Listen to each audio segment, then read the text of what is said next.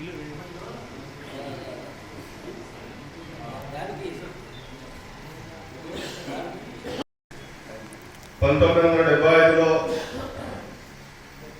అప్పటి కాంగ్రెస్ ప్రధానమంత్రి అయిన ఇందిరాగాంధీ గారు జూన్ 25 ఏదైతే ఎమర్జెన్సీని ప్రకటించడం జరిగిందో అది భారతదేశానికి ఒక చీకటి రోజుగా భావిస్తూ మన పార్టీ ఆధ్వర్యంలో ప్రతి సంవత్సరం జూన్ 25ను ఎమర్జెన్సీ వ్యతిరేక దినోత్సవం దినంగా జరుపుకుంటాం, నిరసన కార్యక్రమాలు చేస్తాం. కాబట్టి అందులో భాగంగా రాష్ట్ర పార్టీ పిలుపు మేరకు ఈరోజు ఎమర్జెన్సీ నాటి పరిస్థితులు, అప్పుడు ఎదుర్కొన్న ఇబ్బందుల గురించి అవగాహన సదస్సులు ఏర్పాటు చేయాలన్న రాష్ట్ర పార్టీ పిలుపు మేరకు మనం ఈ కార్యక్రమం ఏర్పాటు చేసుకోవడం జరిగింది.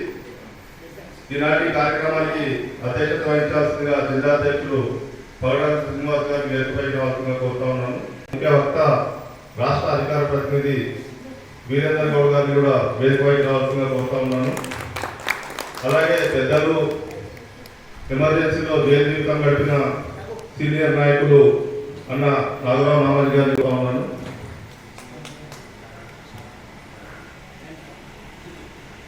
అలాగే మరో రాష్ట్ర నాయకులు అన్న రతన్పాల్ రెడ్డి గారిని కూడా వేదికపైకి రావాల్సిందిగా కోరుతా ఉన్నాను. పెద్దలు, ఎమర్జెన్సీలో జైలు జీవితం గడిపిన శ్రీ కుంటే హేరావతారి గారిని కూడా వేదికపైకి రావాల్సిందిగా కోరుతా ఉన్నాను. మనందరికీ ఆదర్శప్రాయులు పెద్దలు శ్రీ కుర్మానాన్న గారిని కూడా వేదికపైకి రావాల్సిందిగా కోరుతా ఉన్నాను. గారిని కూడా వేదికపైకి రావాల్సిందిగా కోరుతా ఉన్నాను. గారిని కూడా వేదికపైకి రావాల్సిందిగా కోరుతా ఉన్నాను. అలాగే బీటపాన గారు కూడా వేదికపైకి రావాల్సిందిగా కోరుతా ఉన్నాను.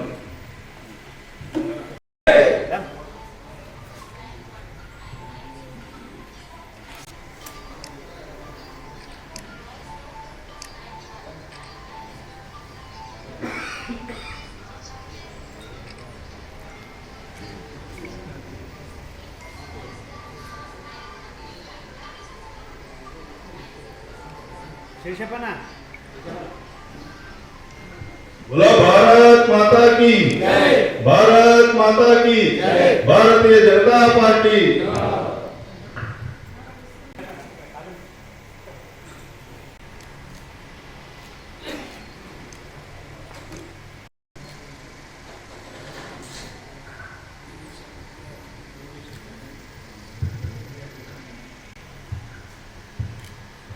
ప్రజాస్వామ్యానికి ముఖ్య అతిథిగా చేసినటువంటి పెద్దలు పూల వీరేందర్ గౌడ్ రాష్ట్ర అధికార ప్రతినిధి గారు, అదేవిధంగా మన యొక్క సీనియర్ నాయకులు పెద్దలు నాగరావు గారు, అదేవిధంగా రతన్ గారు, ఎమర్జెన్సీలో జైలు జీవితాన్ని గడిపినటువంటి వాళ్ళు ముఖ్యుల్లో కుర్మన్న గారు, శేషప్పన్న గారు, సంగమ్మ సార్ గారు, ఎల్లప్పన్న గారు, భీమశప్ప గారు, అదేవిధంగా ప్రధాన కార్యదర్శి రఘురామయ్య గౌడ్ గారు, మిగతా పార్టీ మండల అధ్యక్షులు, జిల్లా పదాధికారులు, కౌన్సిలర్లు, కార్యకర్త బంధువులందరికీ కూడా పేరు పేరున నమస్కారాలు తెలియజేస్తూ, వాస్తవంగా కార్యక్రమం నిన్న ఉదయం ఇవ్వడం, మళ్ళీ కార్యక్రమంలో మార్పు రావడంతో ముఖ్యంగా పార్టీ కండువాలు లేకుండా, ఈ కార్యక్రమానికి సన్మానాలు లేకుండా ప్రియతమ నరేంద్ర మోడీ గారు 50 సంవత్సరాలు పూర్తి అయిన సందర్భంగా ఆ రోజు జైలు జీవితాన్ని గడిపినటువంటి వారిని సంస్కరణ చేసుకుంటూ, అదేవిధంగా చీకటి రోజు ఏదైతే 1971లో ప్రధానమంత్రి ఇందిరాగాంధీపై పోటీ చేసినటువంటి రాజనారాయణ గారు కేసు చేయడంతో, అదేవిధంగా 1975 జూన్ 25 తారీఖు నాడు ఈ యొక్క ఎమర్జెన్సీ విధించి నేటికి 50 సంవత్సరాలు పూర్తి అవుతున్న సందర్భంగా ఈ కార్యక్రమాన్ని నిర్వహించుకోవాలి. అదేవిధంగా మనతో పాటు నిరసన తెలుపుతూ ఈ విషయాలను తెలుసుకోవాలి. భవిష్యత్ తరాల వారికి ఇప్పుడు రాను ఎమర్జెన్సీ అంటే ఇది ఆశామాఫీగా చాలా మందికి తెలియదు. అప్పుడున్నటువంటి పరిస్థితుల్లో వాస్తవంగా ఇప్పుడున్నటువంటి పరిస్థితులు లేదు. ఈ రోజు కేంద్ర ప్రభుత్వం ఉంది, రాష్ట్రాల్లో 19 రాష్ట్రాల పైగా అధికారాన్ని అనుభవిస్తున్నటువంటి పార్టీ భారతీయ జనతా పార్టీ.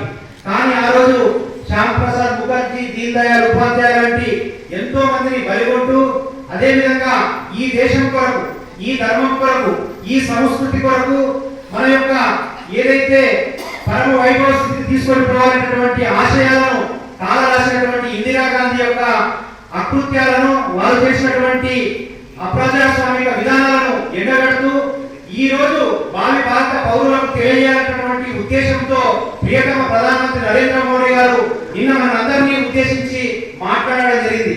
దానిలో భాగంగానే రాష్ట్ర పార్టీ కూడా మన పార్టీ ప్రతి జిల్లాకు ఒక ముఖ్య నాయకుడిని ఇక్కడికి పంపించి మన యొక్క పార్టీ యొక్క భావాలను, భావ సమైక్యవాదులకు తెలియజేస్తూ నిరంతరం ఆ రోజు జరిగినటువంటి కాలరాత్రి యొక్క సంఘటనను పూసగుచ్చినట్టు భవిష్యత్తు తరాలకు తెలియజేయాలనేటువంటి ఉద్దేశంలో భాగంగానే ఈ కార్యక్రమాన్ని నిర్వహించుకుంటున్నాం.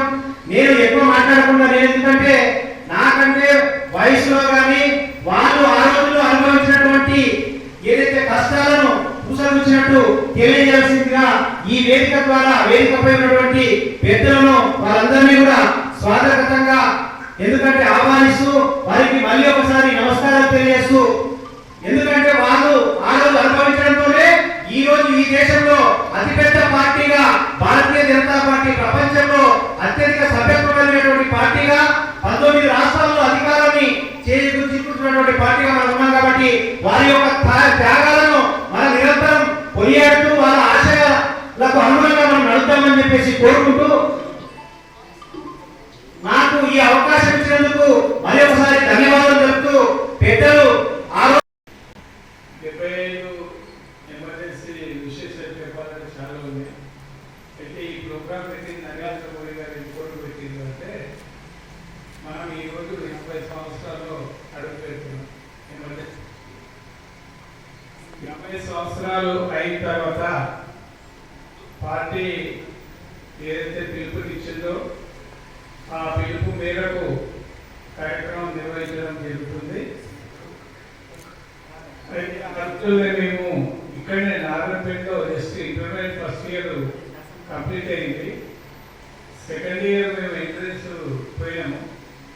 అప్పుడే నగరరావు నామాజీ కానీ రఘురామయ్య గౌడ్ అని ఇండియన్ ఎక్స్ప్రెస్ విలేకరి, తర్వాత ఏపీలో సంఘంలో పనిచేసిండు.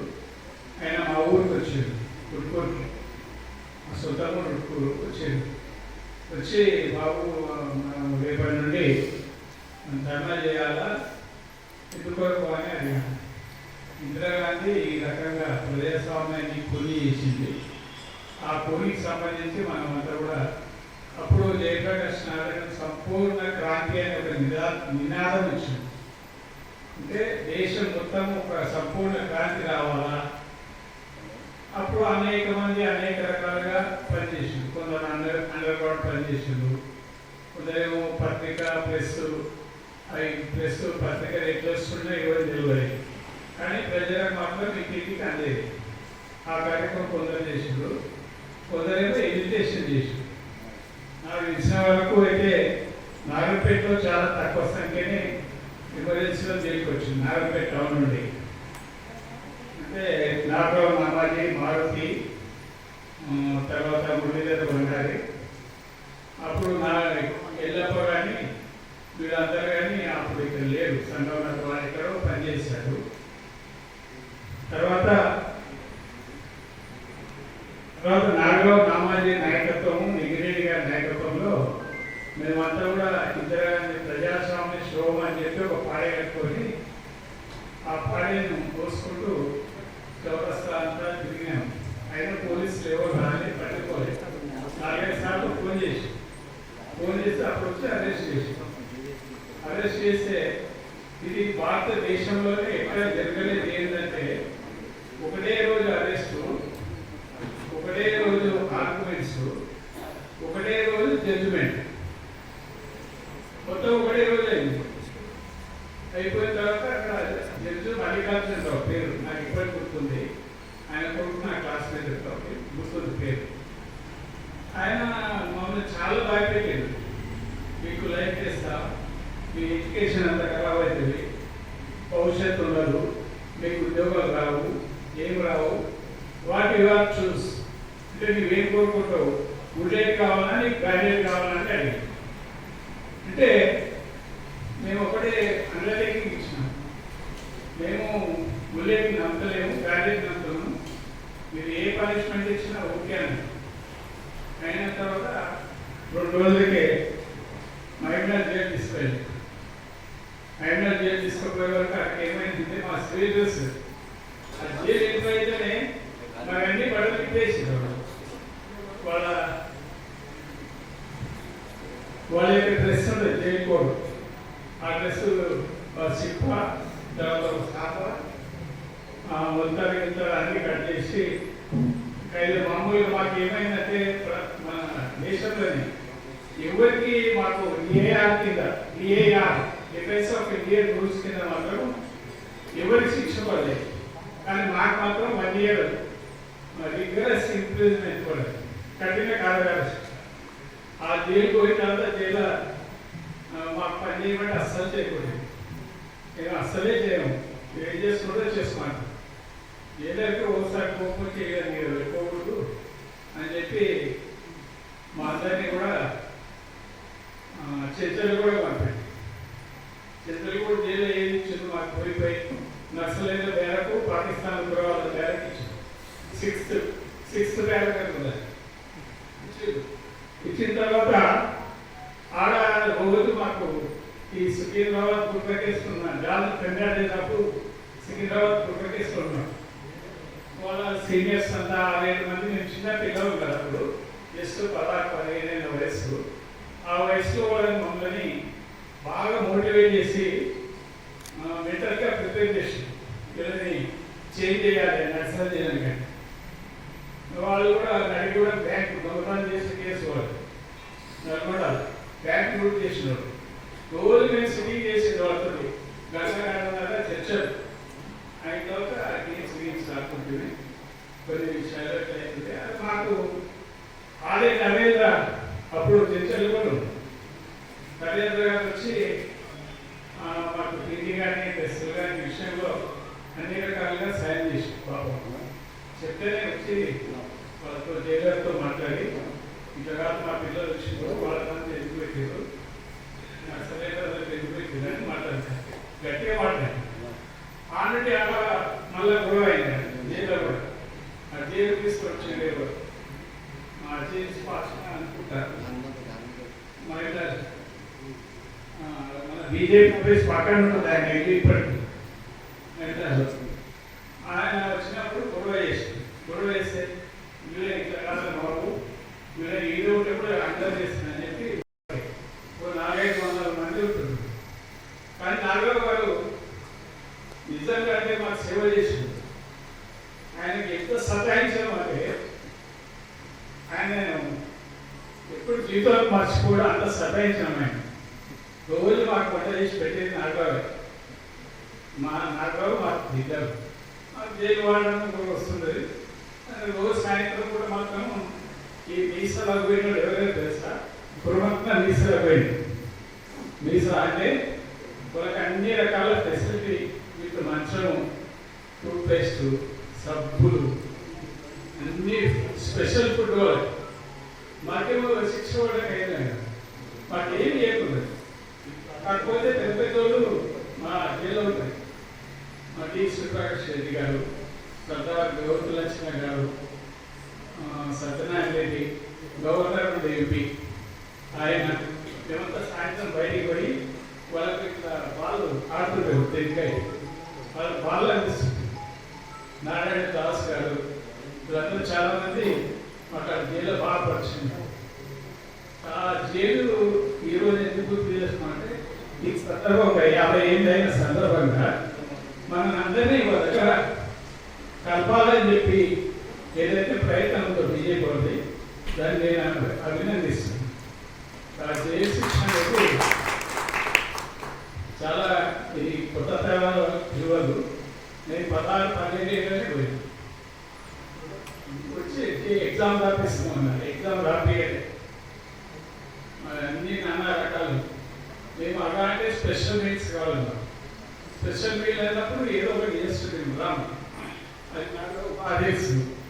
ఆ డ్రామా చేసి ఒక డాక్టర్ వస్తుండే, సంతోష్ డాక్టర్ వచ్చి ఇమీడియట్గా ఆపరేషన్ పాలు, ఆపరేషన్ మటన్ ఇవన్నీ ఇచ్చిపోయేది, స్పెషల్ డైట్. అట్లా మా జీవితం బయటకు వచ్చిన తర్వాత ఉద్యోగం దొరకని అనుకోలేదు. అందరూ మా ఊళ్ళో అంటుండే, ఈ కొడుకులు అందరూ జైలు పోయారు, శిక్ష పడేది, వీళ్ళకి అదే రాదన్న.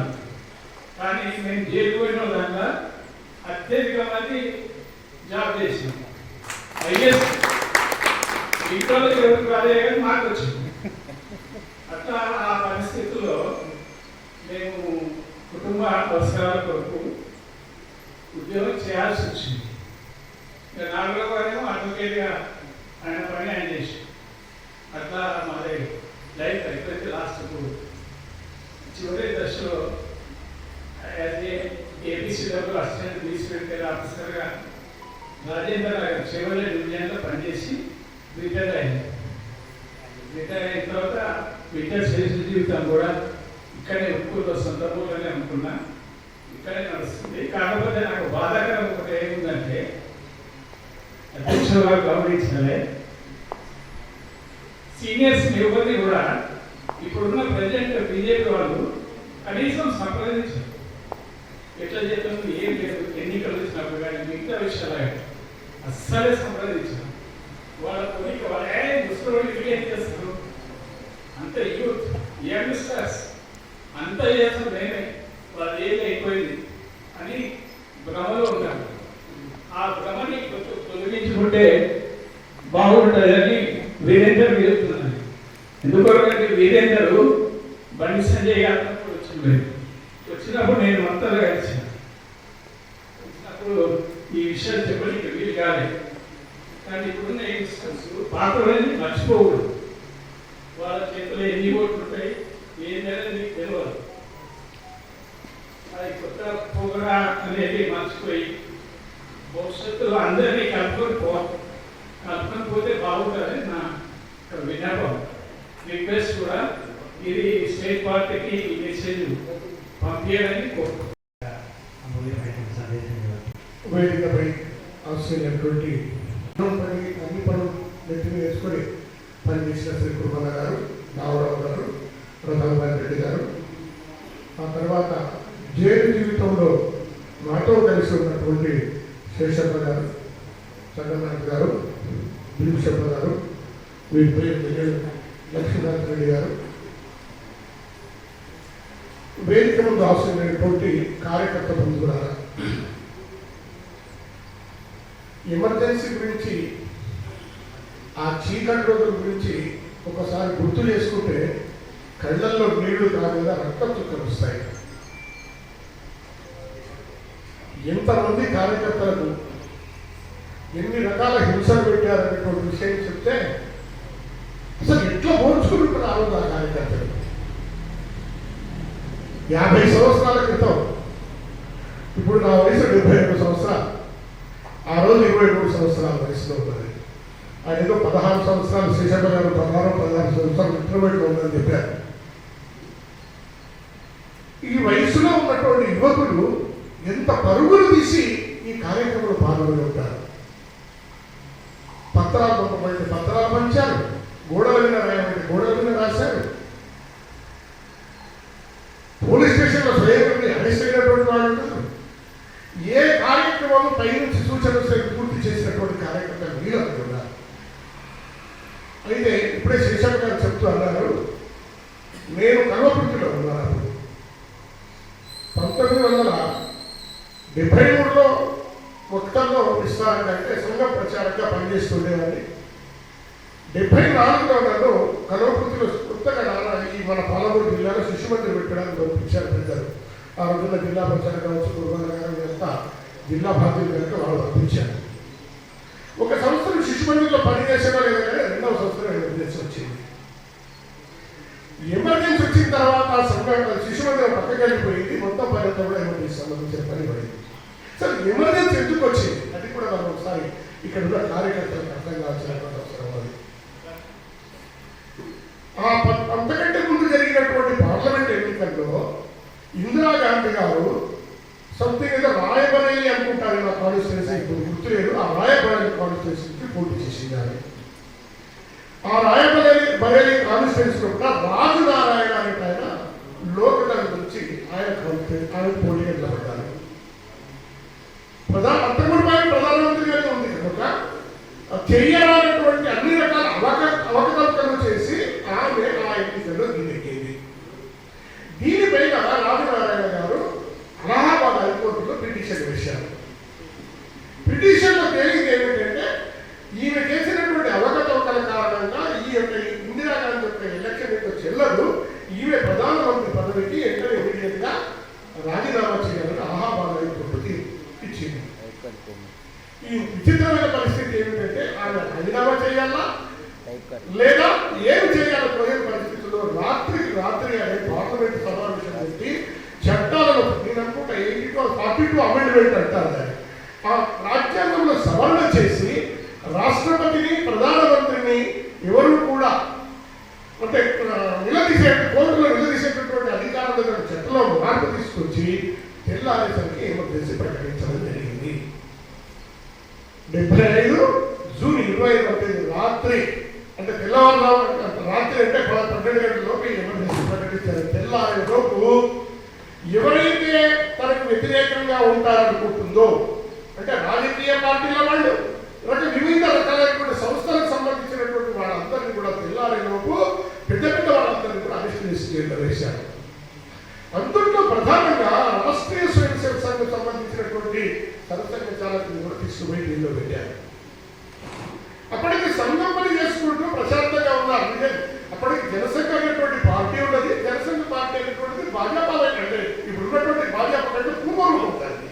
ఇప్పుడున్న భారతీయ జనతా పార్టీ యొక్క పూర్వ రూపము జనసంఘ పార్టీ.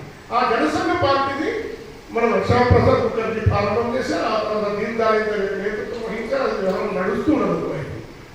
రాష్ట్రీయ స్వయం సేవక సంఘం ఏదైతే ఉన్నదో అది ఒక క్షేత్రంలో కాదు, సమాజంలో అన్ని వైపులు కూడా చైతన్యం రావాలి.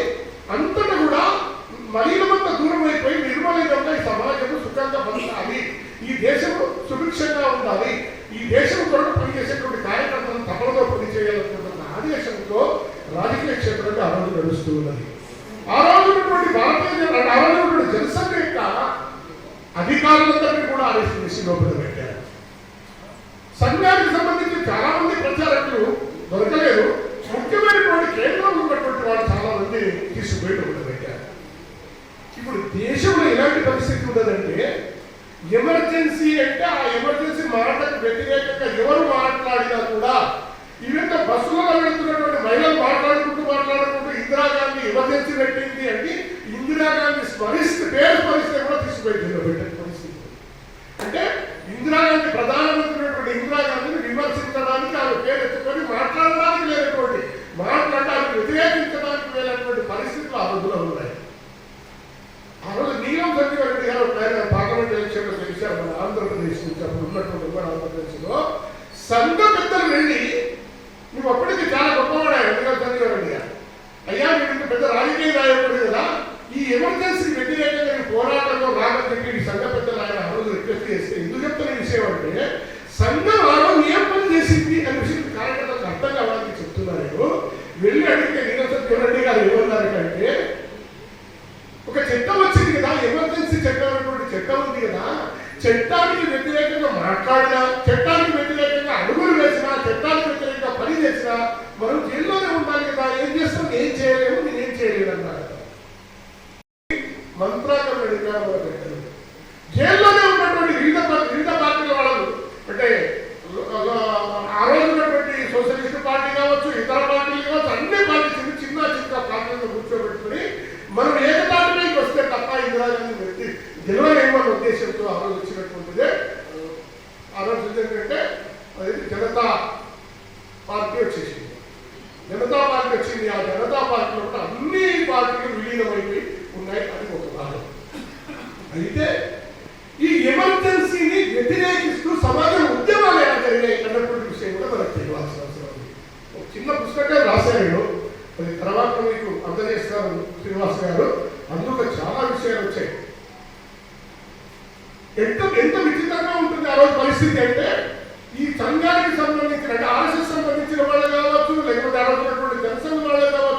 ఇంకెవరైనా అవ్వచ్చు, వ్యతిరేకంగా ఎమర్జెన్సీ వ్యతిరేకంగా పనిచేస్తున్నాడు ఇతను తెలిస్తే చాలా మంది సుప్రీం జైల్లో వేసేవాడు. తెలిస్తే చాలు. అప్పుడు ఉన్నటువంటి యంత్రాంగం కూడా ఎంత పని చేసిందంటే సిబిఐ సిబిసిఐ వాళ్ళు కానీ క్రైమ్ బ్రాంచ్ వాళ్ళు కానీ విపరీతంగా పర్యటన చేసేవాళ్ళు. పోలీసులు కళ్ళ కనిపిస్తుందని భయపడేటటువంటి పరిస్థితులు ఆలోచన ఉంది. అందుకొరకు చిన్న చిన్న విషయాలను కూడా చాలా జాగ్రత్తగా తీసుకొని రాత్రికి సైకిల్ స్టైల్ చేసి చైతన్య సైకిల్ స్టైల్ చేసి ఆ ఎమర్జెన్సీ సంబంధించిన వార్తలు మన దగ్గర ప్రతి స్థలానికి వస్తే అక్కడ ఉన్నటువంటి చిన్న పిల్లలతో ఇంటింటికి పంపించేవాడు. అలాంటి పరిస్థితి ఉండేది. నారాయణ వాళ్ళు చెప్పేవాళ్ళు ఏం చేశారంటే ఇక్కడ నుంచి 50 మంది ఎక్కువ లేకపోతే రోజుకి సర్వీస్ నారాయణ సర్వీస్ పోతే సర్వీస్ మీద పెట్టి దాని మీద రాయి పెడితే ఆ గాలికి అవన్నీ కూడా ఎగిరిపోయి ఆ పడితే జనాలు తీసుకొని చదివేవాళ్ళు. అలా పెట్టేవాళ్ళు అని చెప్తారు అనమాట. ఇలాంటి ఎన్నో రకాల ట్రిక్కులతోటి ఈ పత్రాలు పంచేవాడు. పత్రాలు ఎందుకు పంచాలి? ఇంకొక అనుభవం రాలేదు అందరికీ. నీకు న్యూస్ పేపర్లో వాళ్ళకంటే కాంగ్రెస్ ప్రభుత్వానికి సంబంధించిన మ్యాటర్ మాత్రమే అందుకు వచ్చేది. మిగతా అన్ని ప్రదేశాల్లో ఖాళీ తెల్ల పేపరే న్యూస్ వచ్చేది కాదు. అంటే ఇందిరాగాంధీకి వ్యతిరేకంగా ఒక వాక్యం కూడా రాసేవాళ్ళు కాదు పత్రికల వాళ్ళు. ఇటువంటి పరిస్థితుల్లో ఏమి జరుగుతుందనేటువంటి తెలియజేయడం కొరకు ఇలాంటి పద్ధతులు చేసేవాళ్ళు. ఎట్లా ఉందంటే ఆ పత్రాలు తెచ్చేవాళ్ళు ఎవరు? ఆ పత్రాలు తీసుకుని నేరుగా ఉదాహరణ సెంట్రల్ వెళ్ళేసి ఆ వ్యక్తి దగ్గర కనుగొనడానికి అవకాశం లేకుండా ఇక్కడ సీట్ ఇక్కడ అడ్రస్ ఇచ్చేది. అడ్రస్ ఇస్తే ఆ అడ్రస్ తెచ్చుకొని అది జాగ్రత్తగా పంచేవాళ్ళు. ఇది జరిగేటటువంటి ప్రక్రియ. మొదట ఈ పత్రాలు పంచే పని వచ్చింది. ఆ తర్వాత గోడల మీద రాత రాయడం వచ్చింది. రకరకాలైనటువంటి విషయాలు పూర్తి అయిన తర్వాత జైలు బరో కార్యక్రమం. జైలు బరో అంటే మనమే స్వచ్ఛందంగా సత్యాగ్రహం చేయాలి, జైల్లో నింపాలి. జైల్లో పోతే జైల్లో పూజ పూజ పురస్కారాలు ఉండవు. జైలు పోయినటువంటి వాళ్ళు దెబ్బలు తినవచ్చు. జైలు పోయినటువంటి వాళ్ళ పరిస్థితి ఇప్పుడు కష్టాలతో కూడా ఉండవచ్చు. అయినప్పటికీ కూడా జైలు పోయినటువంటి కార్యక్రమాన్ని తయారు చేసినటువంటి పరిస్థితి ఉన్నటువంటి అధికారులకు వచ్చింది. నాకు కర్మపూర్తికి సంబంధించిన మొత్తం 4 ఇన్ఛార్జ్ ఇచ్చారు. అక్కడ నాకు ఆ నల్లు ఇంద్రసేన రెడ్డి గారు నాకు ఇన్ఛార్జ్. ప్రాంతం నుంచి ఆయన వచ్చేవాడు నా దగ్గరికి. జడ్చర్ల నుంచి గుండెరావు వచ్చేవాడు. మిత్ర సంఘం వైపు గుండెరావు గారు, పార్టీ వైపు నుంచి ఇంద్రసేన రెడ్డి గారు వచ్చేవారు. ఈ కార్యక్రమాల యొక్క సర్వే ఎంత అప్పచెప్పేవాడు. అట్లాగా ఒక్కొక్క కార్యకర్త ఇంటికి వెళ్ళి నువ్వు సత్యాగ్రహం చేసి జైలుకి వెళుతావా అని తయారు చేయడం ఎంత కష్టంతో కూడుతుందో ఒకసారి ఆలోచించండి. సరే, ఇది విషయం లేదు. జైలు పోయిన తర్వాత జైలు వెళ్ళకంటే ముందు పోలీస్ స్టేషన్ లో ఉండేటటువంటి ఇబ్బందులు, వాళ్ళు కొట్టే దెబ్బలు చాలా ఇబ్బందికరంగా ఉంటాయి. అప్పటికి ఆ వార్తలు ఏంటంటే మనం వచ్చేటువంటి చిన్న చిన్న పత్రాల్లో నల్గొండ దగ్గర ఉన్నటువంటి సత్యాగ్రహం చేసినటువంటి విద్యార్థులకు సిగరెట్లు తాగుకుంటూ వరమానాల చుట్టూ కాల్చినారు. బుగ్గలు లేవడానికి కాల్చాలనుకుంటూ నాకు అనుకోవడం వరకు చిన్న చిన్న పత్రాల్లో పట్టే పత్రాలు వచ్చాయి. ఇటువంటి పరిస్థితులు కూడా కార్యకర్తల్ని మొత్తం ఒక్కటే కాదు దేశ మొత్తంలో వేలాది మంది నేను జైలు వెళ్ళడానికి సిద్ధమైనటువంటి దేశభక్త కార్యకర్తలు ముందుకు వచ్చారు. అలా వచ్చినటువంటి కార్యకర్తల్లో చాలా మంది కూడా చాలా రకాల ఇబ్బందులు పడ్డారు. నేను కరోనా గురించి ఆర్గనైజ్ చేశాను కాబట్టి 2 బ్యాచుల్ని సత్యాగ్రహం చేసి పంపించాం. ఇప్పుడు శశమగా చెప్పట్లే సత్యాగ్రహం చేయడం అంటే ఏంటి? చేతిలో ఉన్న ఎమర్జెన్సీ వ్యతిరేకంగా ఇప్పుడు పట్టుకోవడం ప్లేకార్డు పట్టుకోవడం, ఆ తర్వాత శవయాత్ర లాంటివి చేయడం, లేకపోతే ఇంకేదో చేయడం, పత్రాలు చదువుకుంటా ఎమర్జెన్సీ వ్యతిరేకంగా ఇంటర్నెట్ డౌన్ అనుకుంటా ఇలాంటి విధానాలు చేసుకుంటా అవసరమైనటువంటి సెంటర్లలో కూడా ఎమర్జెన్సీ వ్యతిరేకంగా ఉపన్యాసాలు కూడా ఇలాంటి చేయడం. ఇలా చేసినప్పుడు మీ మొదటి బ్యాచ్లో చేసినప్పుడు ఏమి పరిస్థితి అంటే ఊరంతా తిరిగారు. కర్మపూర్తి ఊరంతా తిరిగారు. కర్మపూర్తి భావాలు చెప్తున్నారు. మీకు అక్కడ ఉన్నారు కాబట్టి తిరిగిన తర్వాత ఇప్పుడు వరకు ఎవరు అరెస్ట్ చేయండి. నేను ఆ తర్వాత ఇంద్రసేన రెడ్డి గారు, ఆ తర్వాత గుండెరావు గారు ఎక్కడో అడుగుల దగ్గర ఉన్నాం. ఎందుకు ఏం జరుగుతుందో అని చెప్పి నాకు చెప్పాలని చెప్పి మీరు నడవంతల కమిటీ రఘువంతర రెడ్డి ఏదో కథలు పెట్టుకున్నామని ఎంత తిరిగి ఇప్పటి వరకు ఎవరు అరెస్ట్ చేయాలి దగ్గరకు వస్తే అప్పుడు గుండెరావు గారు ఒక ఊరి బయట ఒక పాలబోతుంది పోలీస్ స్టేషన్ ఫోన్ చేసి ఏమయ్యా ఊరిలో ఇంద్రాగాంధీ గురించి అంత ఇది చేసుకుంటే మీరు అరెస్ట్ చేయలేదు ఎందుకంటే అప్పుడు పోయి అరెస్ట్ చేశారు. మొదటి బ్యాచ్ వాడు, 2వ బ్యాచ్ కూడా ఇబ్బంది కాలేదు. అప్పటికి 2 నెలల్లో నడిచినటువంటి ఈ ప్రయాణంలో కూడా 3వ నెలలో ఒక పాలమూరులో ఒక సత్యాగ్రహం చేయాల్సి వచ్చింది. అప్పటికే ఈ పాలమూరు జిల్లాలో ఉన్నటువంటి అన్ని కేంద్రాల్లో సత్యాగ్రహం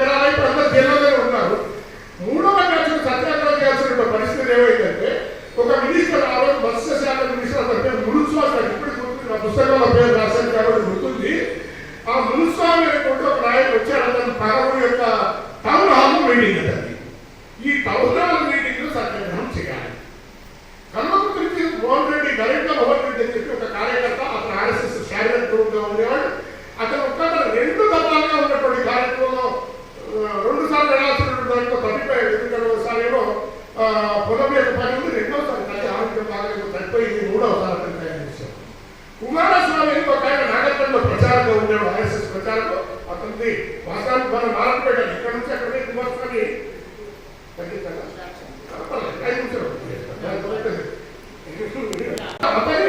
ఆ తర్వాత జడ్చర్ల నుంచి ఆలంపల్లి నరసింహ వీళ్ళు ముగ్గురు సత్యాగ్రహం చేశారు. ఎట్లా చేశారు? మంత్రి ప్రోగ్రాంలో సత్యాగ్రహం చేయడం సులభమే పని కాదు. ఈ మంత్రి ప్రోగ్రాం సత్యాగ్రహం కరపత్రాలు చదువుతూ నినాదాలు చేస్తూ ఒక ఆయన పరిగెత్తుకొని పోయి మంత్రి చేతులకు పోయి మైకు తుడుకొని మాట్లాడాడు. మిమ్మల్ని బొమ్మటి పోయి చేస్తారండి. ఇప్పుడు ఎందుకేమో అందరూ కూడా ఆరోగ్య కార్యకర్తలు, మీరు కూడా అదే కార్యకర్తల యొక్క మీలో కూడా ఆ ధైర్యం ఉంది, మీరు కూడా చేయగలరు. ఆ తర్వాత జరిగిన పరిణామం చెప్తే మీరు ఆశ్చర్యపోతారు. అక్కడ కనుక లేపి రిక్షాలో పడేసి ఆ లాఠీ తీసుకొని కొడితే మోహన్ రెడ్డి వచ్చి ఆ పుడితే యొక్క మొత్తం ఇక్కడ ఇరిగిపోయింది. పడిపోయి ఆ రోజు రాత్రికి పోలీస్ స్టేషన్లో మహబూబ్నగర్ పోలీస్ స్టేషన్లో వేసి చలికాలం ఉండేది. జనవరి ఫిబ్రవరి కాలంలో అది చల్లనీళ్ళు పోసుకుంటా కొడితే నానా ఇబ్బందులు పడ్డారు. విపరీతమైనటువంటి శరీరంతో వాసిపెట్టుకుంటారు. ఈ విధంగా ఎంత పూర్తి చేశారు. ఈ విధంగా రకరకాలైనటువంటి ఇబ్బందుల మధ్య కూడా కార్యకర్తలు ఆ రోజు నిలబడ్డారు. నిలబడి సత్యాగ్రహాలు చేసి జైలులో చేశారు. ఇక ఈ జైలులో కార్యక్రమం ఇలా జరుగుతూ ఉండగానే సమాజంలో కూడా ఒక ఉధృతమైన వాతావరణం వచ్చింది. అప్పటికే ఈ ఉద్యమం యొక్క ఉధృతి ఎలా వచ్చిందంటే ఈమె యొక్క ఎమర్జెన్సీ ప్రకటించడంపై జయప్రకాశ్ నారాయణ గారు ఒక విద్యార్థి ఉద్యమం అప్పటికే తీసి ఉన్నారు కనుక ఆ ఉద్యమము ఈ లోక సంఘర్షణ సమితి పేరు మీద దేశమంతటా ప్రజల్లో కూడా చైతన్యం రావడం. ఇటువంటి పరిస్థితుల్లో ఆమె ఎలక్షన్స్ ప్రకటించినప్పుడు మొత్తం కాంగ్రెస్ స్వీపావడం, అప్పుడు వచ్చినటువంటి జనతా పార్టీ ప్రభుత్వం రావడం జరిగింది. ఇది ఎమర్జెన్సీకి సంబంధించినటువంటి చీకటి రోజుల యొక్క ఈ రోజు ఎమర్జెన్సీ ప్రకటించి భారతదేశానికి చీకటి రోజు. అది ఒక రకంగా చెప్పాలంటే బాధాకరమైనటువంటి రోజు. ప్రపంచంలో ఎవరు కూడా చేయలేనటువంటి ఒక మూర్ఖపు వ్యవహారం చేసినటువంటి పరిస్థితి. ఆ పరిస్థితికి అనుగుణంగా ఆ కారణంగానే ఆ రోజు ఎమర్జెన్సీలో మన కార్యకర్తలు ఎంత దీక్షగా ముందు కొరికారో ఆ ముందు కొరికిన కారణంగానే మెల్లగా దాని యొక్క స్వరూపం ఈరోజు భారతీయ జనతా పార్టీ 10 సంవత్సరాలు నిరాటంకంగా ముగించుకొని ప్రధానమంత్రిగా పదవిని చేపట్టి తిరిగి మళ్ళీ మనం పదవిలో ఉన్న ఈ సమాజాన్ని విస్తరించడానికి భారతదేశం నిలబడడానికి పని జరుగుతుందో అది సమాజంలో మనకు ఉన్నటువంటి గుర్తింపు. ఆ గుర్తింపు తీసుకురావడానికి ప్రయత్నించిన ప్రతి కార్యకర్తలు ఈ సందర్భంగా నేను బీఎస్సీ చదువుతున్నాను కదా. ఏబీవీపీ ఉమ్మడి జిల్లా కార్యదర్శిగా ఉన్నాను. సంఘం అనుబంధ సంస్థలు బ్యాన్ చేయడం జరిగింది. ఆ రోజు ఇన్ఫర్మేషన్ ఇచ్చారు. మొట్టమొదటి మహబూబ్నగర్లో కౌన్సిలర్ సాయంత్రం అరెస్ట్ చేయడం జరిగింది. మొట్టమొదటి మన మహబూబ్నగర్ జిల్లాలోనే మీసాకిగా కౌన్సిలర్ సాయంత్రం అరెస్ట్ చేయడం జరిగింది. ఆ తర్వాత ఒక నెల 2 నెలల తర్వాత నన్ను అరెస్ట్ చేయలేదు. మహబూబ్నగర్ ఏఆర్ని అరెస్ట్ చేస్తే అప్పుడు రాజేశ్వరికి నేను కూడా అక్కడే ఉన్నాను. వాళ్ళు అండర్టేకింగ్ తీసుకున్నారు. మళ్ళీ మేము ఈ కార్యక్రమంలో పాల్గొనమంటే మేము వదిలిపెడతామండి. అప్పటికి ఆదేశాలు ఏమున్నాయి? ఉన్న వాళ్ళంతా మొట్టమొదటిలో దేవభావాన్ని కార్యక్రమాన్ని ట్వీట్ చేశారు. అందరూ ఉన్న కార్యకర్తలంతా దేవపడ్డారు. మిగతా ఎవరు పద్ధతికోవడం లేదు, కార్యక్రమాలు చేసేటోడు లేదు, అన్నం పెట్టేటోడు లేదు, ఆడేటోడు లేదు. ఆ పరిస్థితి వస్తే 5 ఆదేశాలు ఏమిటంటే ఎవరైతే మిగిలిందో దయచేసి వాళ్ళు అరెస్ట్ కావద్దు అని ఆదేశాలు. ఒకవేళ అరెస్ట్ అయ్యి మీసాకితా లేనటువంటి వాళ్ళు ఉంటే ఆ డిఏఆర్కి తప్పితే మీరు అండర్టేకింగ్ ఇచ్చి మీరు బయటికి వచ్చేసి మళ్ళీ కార్యక్రమాలు చేసుకోవచ్చు, మీరు బయటికి రండి అని ఆదేశాలు వచ్చినాయి. ఆ ఆదేశాల ప్రకారం బయటకు వచ్చినాం. తర్వాత వీసా యాక్టివేట్ చేసింది. అక్కడ రామ్ కుమార్ రెడ్డిని ఒక ఇన్స్పెక్టర్ ఉండే మహబూబ్నగర్లో.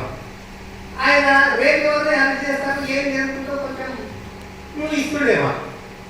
అయితే మన గుండేరావు గారిని రేపు అరెస్ట్ చేస్తారనే ఇన్ఫర్మేషన్ నాకు రాత్రి 12-12 రాత్రం వచ్చింది. అప్పుడు సైకిల్ తీసుకొని గుండేరావు ఇంటికి పోయినాడు. ఊరు బయటనే ఉంది జడ్జర్లో. అయితే ఆ రోడ్డు మీద ఉన్న ఆ గుండేరావు గారిని అరెస్ట్ చేయడానికి వచ్చినటువంటి పోలీస్ వ్యాన్ నన్నే అడుగుతుంది, బాబు ఇక్కడ గుండెరావు ఇది ఉంది అంటే అప్పుడే పరిగెత్తుకొని పోయి ఈ గుండెరావు గారికి చెప్పేసిన అయ్యా అటెండ్ చేస్తున్నారు పారిపోతున్నారు అని సైకిల్ ఆట పడేసినాను. అక్కడ ఒక బ్రిడ్జ్ ఉంటుంది, ఆ బ్రిడ్జ్ మీద పోయి దొరికిపోతున్నా కావాలని కూర్చున్నా వాడు ఏమేం చేస్తారో చూద్దామని చెప్పి. గుండెరావు ఏమైతే బయటికి వెళ్ళాడు, అక్కడ పూజ చేసి స్నానం చేసి వాళ్ళు గుళ్ళ పోయింది. అది గుండెరావు ఇంటికి ఎక్కడ ఉంది అని చెప్పి ఆ విలేక ఎవరైనా తీసుకురాకపోయినా నేను అప్రోచ్ స్టేషన్ పోయింది డైరెక్ట్గా. ఆయన అక్కడ తండ్రికి మొక్తాడు, ఇక్కడ తండ్రికి మొక్తాడు, ఈ బాబాయ్ తండ్రులను మొక్కుడు ఇంట్లో వేసుకుని తమాషా అని చెప్పి బాగా కోపం కూడా అయినాడు గుండెరావు. అప్పుడు గుండెరావు వేస్తూ ఆ గుండెరావు కొంచెం అనరాని ఇప్పుడు మాట్లాడుతున్నాను, నువ్వు చేరుకోవాలనుకున్నావా లేకపోతే ఇంట్లో ఇంటి పడాలనుకున్నావా అని అంటే ఆయన అప్పుడు బయటకు వచ్చేసిండు. ఆయన ఎక్కడ పోయిందో తెలియదు. తర్వాత మాకు చాలా ఇబ్బందికరమైనటువంటి పరిస్థితులు వచ్చినాయి. రోజు 10 పైసలు ఇస్తే పుట్టాలు దొరుకుతుండే బాలమూరులో ఏది పాంచే వస్తారు. ఆ 10 పైసల పుట్టాలతోనే కడుపు నింపుకోవాలి. ఇడ్లీ సంజయ్ దగ్గర ఇంత ఇడ్లీ ఇస్తుంటే ఎవరు లేనప్పుడు గొప్పగా ఇడ్లీ తినరావాలి. నటరాజు హోటల్లో లక్ష్మీనారాయణ హోటల్లో ఎవరు లేనప్పుడు లేకపోతే రద్దీ లేనప్పుడు అక్కడిక్కడ చూసుకుంటూ కాఫీ తాగాలి. నా దగ్గర నా ఎంత వాచింగ్ పెట్టిండు, అంటే ఎవరెవరు ఏం చేస్తున్నారు అనేటువంటి ఇన్ఫర్మేషన్ కోసం పెట్టిండు. అందుకోసమే ఎవరైనా ఫ్రెండ్స్ మాట్లాడినా లేకపోతే కాఫీ తాగినప్పుడు ఎవరైనా అడ్డం వచ్చినా మాట ఎవరు వదిలేసేది కాదు. ఆ నా ముందర కాఫీ కప్పు వచ్చి కూర్చుంటుంటే వస్తుండే కాఫీ తాగుతుంటే బయటకు వస్తుండే నేను. ఆ తర్వాత ఏమైంది అంటే మా అన్న వాళ్ళు ఇద్దరు ఉద్యోగస్తులు మా చిన్నతకు మెమో ఇవ్వడం జరిగింది, నీకు అమౌంట్ సరెండర్ చేయకపోతే నీకు ఉద్యోగం ఇచ్చేస్తామంటే చెప్తే అప్పుడు అన్న ఎవరినో లాయర్ని పట్టుకొని బహుశా ఎవరెవరో ఏమేమో చేసి ఈయన మేజర్ ఉన్నాడు అదే సంబంధం లేదా డిక్లేర్ చేశారు. ఆ తర్వాత ఇంట్లో వాళ్ళు చెప్పారు, నువ్వు ఒకవేళ మాని మా అమ్మని తీసుకొచ్చాడు అనేది. అమ్మని తీసుకొచ్చి రేపటి మీరు కార్యక్రమానికి పోతే మేము నలుగురు అన్నాను, నాకు 3 కొడుకులు ఉన్నట్లు, నువ్వు పోకపోతే 4 కొడుకులు ఉన్నట్లు నీ ఇష్టం నువ్వు అని అమ్మతో అక్కడ కడపకు గడ్డ కూర్చోబెట్టారు. నువ్వేమన్నా అనుకోమా నేను అందుకు పోతా అని చెప్పేసి నేను బయటికి వెళ్ళి ఆ తర్వాత ఏమైంది, అక్కడ బయట లేదు పోయారు, ఇక్కడ ఇంట్లో లేదు, జేబులో పైసలు లేదు, ఎవరు అడిగే పరిస్థితిలో లేదు. ఏదో రాత్రికో ఎప్పుడో పోతే ఆ ఒకరు ఇంకోడు ఏదో వేసి అన్నం పెట్టుకుని ఉండేవాళ్ళు ఏదో తిని ఎక్కడెక్కడ తిరుగుతుంది, తప్పిస్తా తిరుగుతుంది. ఆఖరి చివరికి కొన్ని రోజులు పని చేసిన తర్వాత సంఘం వాళ్ళు నాని కూడా వీసా యాక్ట్ ప్రయోగం చేయడం జరిగింది. ఆ తర్వాత నా దగ్గర ఎవరు తెలవడం మానేసాడు, చెప్పేసాడు మీరు కూడా డిక్లేర్ చేసిన ఎవరు నా దగ్గర మాట్లాడవద్దు, ఎవరు కలవద్దు, ఎందుకంటే మీకు కూడా ప్రమాదం ఉంటుందని. ఆ నుంచి డైరెక్ట్గా ఇప్పుడు కుర్బాన రైతుకు పోయినా కుర్బాన చెల్లెలింట్లో ఉన్నావు రోజు. తర్వాత శ్రీశైలం అన్న ఆడు నీ నుండి అక్కడికి వచ్చాడు సంగతి తెలుసుకోవాలి రైతుకు వచ్చాడు. అప్పుడు బస్సులు వస్తుండే ఆడ రైతుల్లో వాళ్ళ చెల్లెలింటి ఎవరు ఇచ్చారో పైసలు ఇచ్చారు, నాకు 2 రూపాయలు ఇచ్చారు, అది జ్ఞాపకం ఉంది. ఆ మంత్రాలయం చలి తిరుగుతుండే. మంత్రాలయంలో ఈ రోజు ఒక పూట భోజనం చేసి 15 రోజులు అక్కడే ఉన్నాను మంత్రాలయం. ఆ తర్వాత మళ్ళీ మౌనాలు రావడానికి ఎవరో ఇట్లు కలిపితే లేకపోతే ఏదో ఎట్లో 5 రూపాయలు వచ్చినాయి. మళ్ళీ ఆ డబ్బు తీసుకొని 4 రూపాయలకు వచ్చి ఇక్కడ శ్రీశైలంలో తెలిసి ఆయన దగ్గర 1 రూపాయలు 4 రూపాయలు తీసుకొని 4 చాలా మంది కూడా మౌనాలు మళ్ళీ మౌనాలు ఇవ్వడం జరిగింది.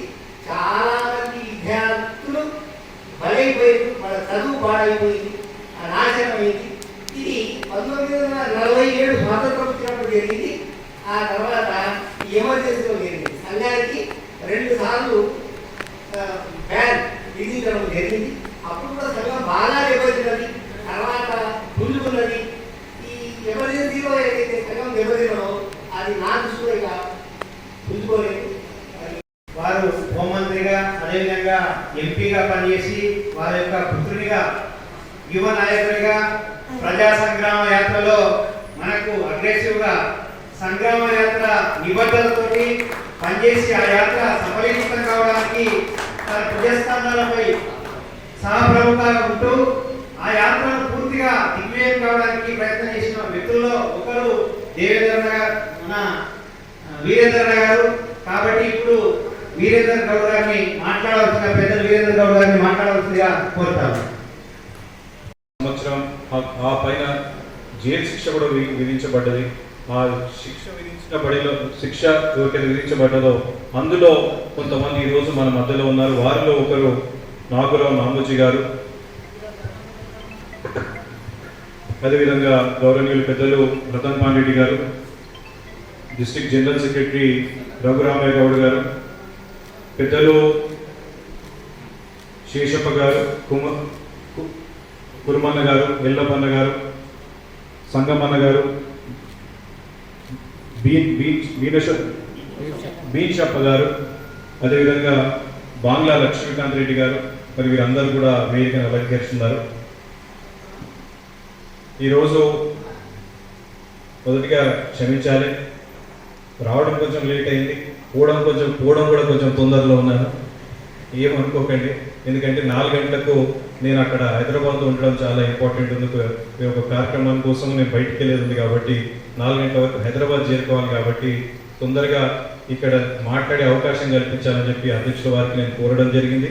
వారికి నేను రిక్వెస్ట్ చేయడం వల్ల నేను బయలుదేరిన తర్వాత మిగతా వాళ్ళు ఎవరైతే ఇక్కడ వేదిక పైన ఉన్నారో వారి అనుభవాలను మీతో పంచుకునేటువంటి అవకాశము మీరందరూ కూడా వారికి ఇవ్వాలని చెప్పి నేను వాళ్ళందరి తరఫు నుంచి నేను మీకు విజ్ఞప్తి చేస్తున్నాను. దయచేసి కొంచెం ఓపికతో విని వాళ్ళ అనుభవాలన్నింటినీ కూడా వినాలని చెప్పి విజ్ఞప్తి చేస్తా ఉన్నాను. మరి మీ అందరికీ తెలిసిన విషయం 1975లో భారతదేశం స్వాతంత్రం వచ్చిన తర్వాత ఒక చీకటి దినంగా మనం 1975 జూన్ 25ని మనం అందరం కూడా భావిస్తూ ఉన్నాం. ఎందుకంటే ప్రజాస్వామ్యం ఏ రకంగా ఖూనీ చేయబడ్డది. ప్రజాస్వామ్యం ఒక వ్యక్తి అధికార దాహానికి, ఒక వ్యక్తి అహంకారానికి, ఒక వ్యక్తి అనుకునేది సాధించాలని చెప్పి ఒక దుర్బుద్ధి దురాలోచనతోని ఆ రోజు అప్పటి ప్రధానమంత్రిగా ఉన్నటువంటి ఇందిరాగాంధీ గారు జూన్ 25 నాడు రాత్రికి రాత్రి వెళ్ళి రాష్ట్రపతిని కలిసి ఎమర్జెన్సీ ప్రకటించడం జరిగింది. సరే, ఎమర్జెన్సీ ప్రకటించడం అంటే మన రాజ్యాంగంలో ఎమర్జెన్సీ ప్రకటించేటువంటి అవకాశం ఉంది. కాకపోతే ఎమర్జెన్సీ ఎప్పుడు ప్రకటిస్తారు? ఎప్పుడైతే దేశం పైన ఇతర దేశాల నుంచి దాడి జరగబోతా ఉన్నది, లేకుంటే దేశంలో ఏదో ఇబ్బందికరమైన పరిస్థితులు ఉన్నాయి, లేకుంటే దేశంలో ఏదో ఇబ్బందికరమైన పరిస్థితుల వల్ల ఇతర దేశాల వారికి అవకాశం కలుగుతుంది. కాబట్టి ఎమర్జెన్సీని మనం ప్రకటించాలి అని చెప్పి ఒక అవకాశం ఉందా? మీరందరూ కూడా ఎమర్జెన్సీ ఎందుకు ప్రకటించిందో తెలుసుకుంటే, కాంగ్రెస్ పార్టీ ఈ రోజు ప్రభుత్వం తెలంగాణ రాష్ట్రంలో ప్రభుత్వంలో ఉన్నటువంటి ఈ కాంగ్రెస్ పార్టీ ఎవరి ఆలోచన విధానంలో వాళ్ళు ఈ రోజు ఈ ప్రభుత్వం ఉన్నారో ఆ పార్టీ ఈ రోజు ప్రభుత్వంలో ఉంది అంటే ఎందుకోసం ఈ ఎమర్జెన్సీ ప్రకటించారో తెలుసుకున్నారంటే మనం అందరం కూడా తలంచుకునేటువంటి పరిస్థితి ఉంటుంది. ఆ రోజు 1971లో రాయ్బరేలీ నుంచి ఇందిరాగాంధీ గారు పోటీ చేసిన తర్వాత ఆ రాయ్బరేలీ ఎన్నికలు కరెక్ట్ కాదు, ఆ రాయ్బరేలీ ఎన్నికల్లో ఎన్నో అవకతవకలు జరిగాయి, ఆ రాయ్బరేలీ ఎన్నికలను మనం రద్దు చేయాలి అని చెప్పి అలహాబాద్ హైకోర్టు జూన్ 25 తారీఖు నాడు 1975లో సాయంత్రం మధ్యాహ్నం వరకు ఆ తీర్పునిచ్చిన వెంటనే ఇందిరాగాంధీ గారు ఈ తీర్పు కింద భారతదేశంలో ఉన్నటువంటి వాళ్ళకి తెలిసిందంటే భారతదేశంలో ఉన్నటువంటి వాళ్ళకు భారతీయులకు నా పైన గౌరవం తగ్గిపోతుంది, నా పైన భయం తగ్గిపోతుంది అని చెప్పి ఆ అలహాబాద్ హైకోర్టు తీర్పు ప్రజలకు తెలియక ముందు రాత్రికి రాత్రి వారికి దగ్గరగా అక్కడ ఉన్నటువంటి పార్లమెంట్ మెంబర్లకు తెలియదు, అక్కడ ఉన్నటువంటి కౌన్సిల్ ఆఫ్ మినిస్టర్స్ తెలియదు, క్యాబినెట్ మినిస్టర్లకు కూడా తెలియదు, ఎవరికి తెలియకుండా రాత్రికి రాత్రి రాష్ట్రపతి భవన్ కి వెళ్లి రాష్ట్రపతి పైన ఒత్తిడి తీసుకొచ్చి రాత్రికి రాత్రి ఎమర్జెన్సీని ఇమీడియట్ గా డిక్లేర్ చేసినటువంటి పరిస్థితి ఆ రోజు మనం చూసాం. పోనీ ఎమర్జెన్సీ డిక్లేర్ చేసిన వెంటనే వారు చేసినటువంటి మొదటి పని ఏందో తెలుసా? అది తెలుసుకుంటే అసలు నిజంగా వాస్తవంగా ఇప్పుడున్న పరిస్థితులలో రాహుల్ గాంధీ గారు, సోనియా గాంధీ గారు ఏదో పెద్ద పెద్ద మాటలు మాట్లాడుతున్నారు, గొప్ప గొప్ప మాటలు మాట్లాడుతున్నారు, ప్రెస్ ఫ్రీడమ్ అంటారు, పత్రికా స్వేచ్ఛ అంటారు. కానీ ఆ రోజు 1975 జూన్ 25 రాత్రి ఎప్పుడైతే ఎమర్జెన్సీ విధించారో ఢిల్లీలో ఏదైతే పెద్ద పెద్ద పత్రికలు ఉంటాయి ఆ పత్రికలందరికీ, ఆ ఢిల్లీలో ఉన్నటువంటి పత్రికలన్నిటికీ కూడా రాత్రికి రాత్రి కరెంట్ కట్ చేసి వచ్చే రోజు పేపర్లని రానివ్వకుండా, పేపర్ల ప్రింటింగ్ కానివ్వకుండా ఆ కరెంట్ కట్ చేసినటువంటి పరిస్థితి ఇందిరాగాంధీ గారు అప్పుడు చేయడం జరిగింది. ఇది మన ఇందిరాగాంధీ గారి చరిత్ర, ఇది కాంగ్రెస్ పార్టీ చరిత్ర, ఇది ఇప్పుడున్నటువంటి కాంగ్రెస్ పార్టీ డిఎన్ఏ అని చెప్పి ఈ సందర్భంలో మీ అందరికీ 26 నాడు వరకు కూడా కౌన్సిల్ ఆఫ్ మినిస్టర్స్ కి తెలియదు ఎమర్జెన్సీ అనేది ప్రకటించడం జరిగిందని చెప్పి. దాంతో పాటుగా మీ అందరూ కూడా ఇందిరాగాంధీ గారు ఏదైతే ఎన్నికల్లో కేసు నడుస్తా ఉందో ఆ ఎన్నికల కేసు గురించి ఏ ఒక్కరు కూడా చర్చించకూడదు. ఆ ఎన్నికల కేసు గురించి సుప్రీం కోర్టు నుంచి వస్తున్నటువంటి ఏ విషయాలను బయటికి రాకూడదని చెప్పి పూర్తి స్థాయిలో బ్యాన్ ని నిర్వహించడం జరిగింది. అది విలేకరుల పైన, పత్రికా సంస్థల పైన పూర్తి స్థాయిలో బ్యాన్ ని కూడా, ప్రెస్ సెన్సర్షిప్ అని చెప్పి దాన్ని నిర్వహించడం జరిగింది. ఇది కాకుండా ఏ రకంగా అయితే ఇక్కడ ఉన్నటువంటి పెద్ద మనుషులు అరెస్ట్ చేశారో మొత్తం భారతదేశం అంతా కూడా ఆ ఎమర్జెన్సీ సమయంలో వందలలో కాదు, వేలలో కాదు, 1,40,000 మందిని, ఎంతమందిని? 1,40,000 మందిని భారతదేశం మొత్తంలో అరెస్ట్ చేసి జైళ్లలో పెట్టినటువంటి పరిస్థితి ఎమర్జెన్సీ సమయంలో ఇందిరాగాంధీ గారు చేశారని చెప్పి ఈ సందర్భంలో మీ అందరికీ కూడా గుర్తు చేస్తాం. ఇదంతా ఎందుకు చేశారు అంటే కేవలం ఇందిరాగాంధీ గారు వారి ప్రధానమంత్రి పదవిని కాపాడుకోవడం కోసం తప్ప ఇంకొక ఆలోచన లేకుంటే కేవలం ఒక అధికార దాహంతో చేసినటువంటి చర్యలు ఇవన్నీ చెప్పి కూడా మీ అందరికీ కూడా గుర్తు చేస్తా ఉన్నాను. ఆ కాలంలో అటల్ బిహారీ వాజ్పేయి గారు, రాజ్నాథ్ సింగ్ గారు కానివ్వండి, జేపీ నారాయణ గారు కానివ్వండి, ప్రతి ఒక్కరిని కూడా అప్పుడు ఇందిరాగాంధీ గారు అరెస్ట్ చేయడం జరిగింది. దీంతో పాటుగా మనకి ఇప్పుడు రాహుల్ గాంధీ గారు పెద్ద పెద్ద విషయాలు చెప్తా ఉన్నారు, పెద్ద పెద్ద మాటలు మాట్లాడుతూ ఉన్నారు. భారతీయ జనతా పార్టీ కంటే 400 సీట్లు పైన వస్తే రాజ్యాంగాన్ని మారుస్తారు, రాజ్యాంగంలో మార్పులు తీసుకొస్తారని చెప్పి ఈ పెద్ద మనిషి రాహుల్ గాంధీ చెప్తా ఉన్నాడు. ఒక్కసారి వాళ్ళ నాయనమ్మ ఇందిరాగాంధీ ఏం చేసిందో ఒక్కసారి చూస్తే ఆయన సిగ్గుతో తల ఉంచుకునేటువంటి పరిస్థితి ఉంది. ఏంటంటే అప్పుడు దేశంలో ఎప్పుడు లేని విధంగా రాజ్యాంగంలో ఏదైతే రాజ్యాంగ సవరణలు చేయడం జరిగింది. ఆ సవరణ ఏందో ఒక్కొక్కటి మీకు ఒక్కసారి చెప్తాను. ఆ సవరణ గురించి మీరు వింటే మీరు బాధపడాలో నవ్వుకోవాలో అని చెప్పి అర్థం కాని పరిస్థితి ఉంటుంది. 38వ సవరణ ప్రకారంగా రాష్ట్రపతి గవర్నర్ జారీ చేసినటువంటి ఏదైనా కానీ సరే దాన్ని ప్రాథమిక హక్కులు ఉల్లంఘన జరిగినా పర్వాలేదనే రకంగా పూర్తి స్థాయిలో అమలు జరుగుతా ఉంది. అంటే ఈ రోజు ఇప్పటికిప్పుడు ఓడన్నా పోలీసు వాళ్ళు వచ్చి అన్నను కానివ్వండి, మిమ్మల్ని కానివ్వండి అరెస్ట్ చేసిందంటే ఏ ఒక్కరు కూడా దాన్ని ప్రశ్నించలేరు, ఏ ఒక్క కోర్టులో మీరు ప్రశ్నించలేరు. మీకు అరే ఇది హ్యూమన్ రైట్స్ వ్యతిరేకం కదా అని చెప్పి ఏ ఒక్కరు కూడా ప్రశ్నించలేనటువంటి ఒక రాజ్యాంగ సవరణ 38వ రాజ్యాంగ సవరణ. 39వ రాజ్యాంగ సవరణ చేసాడు.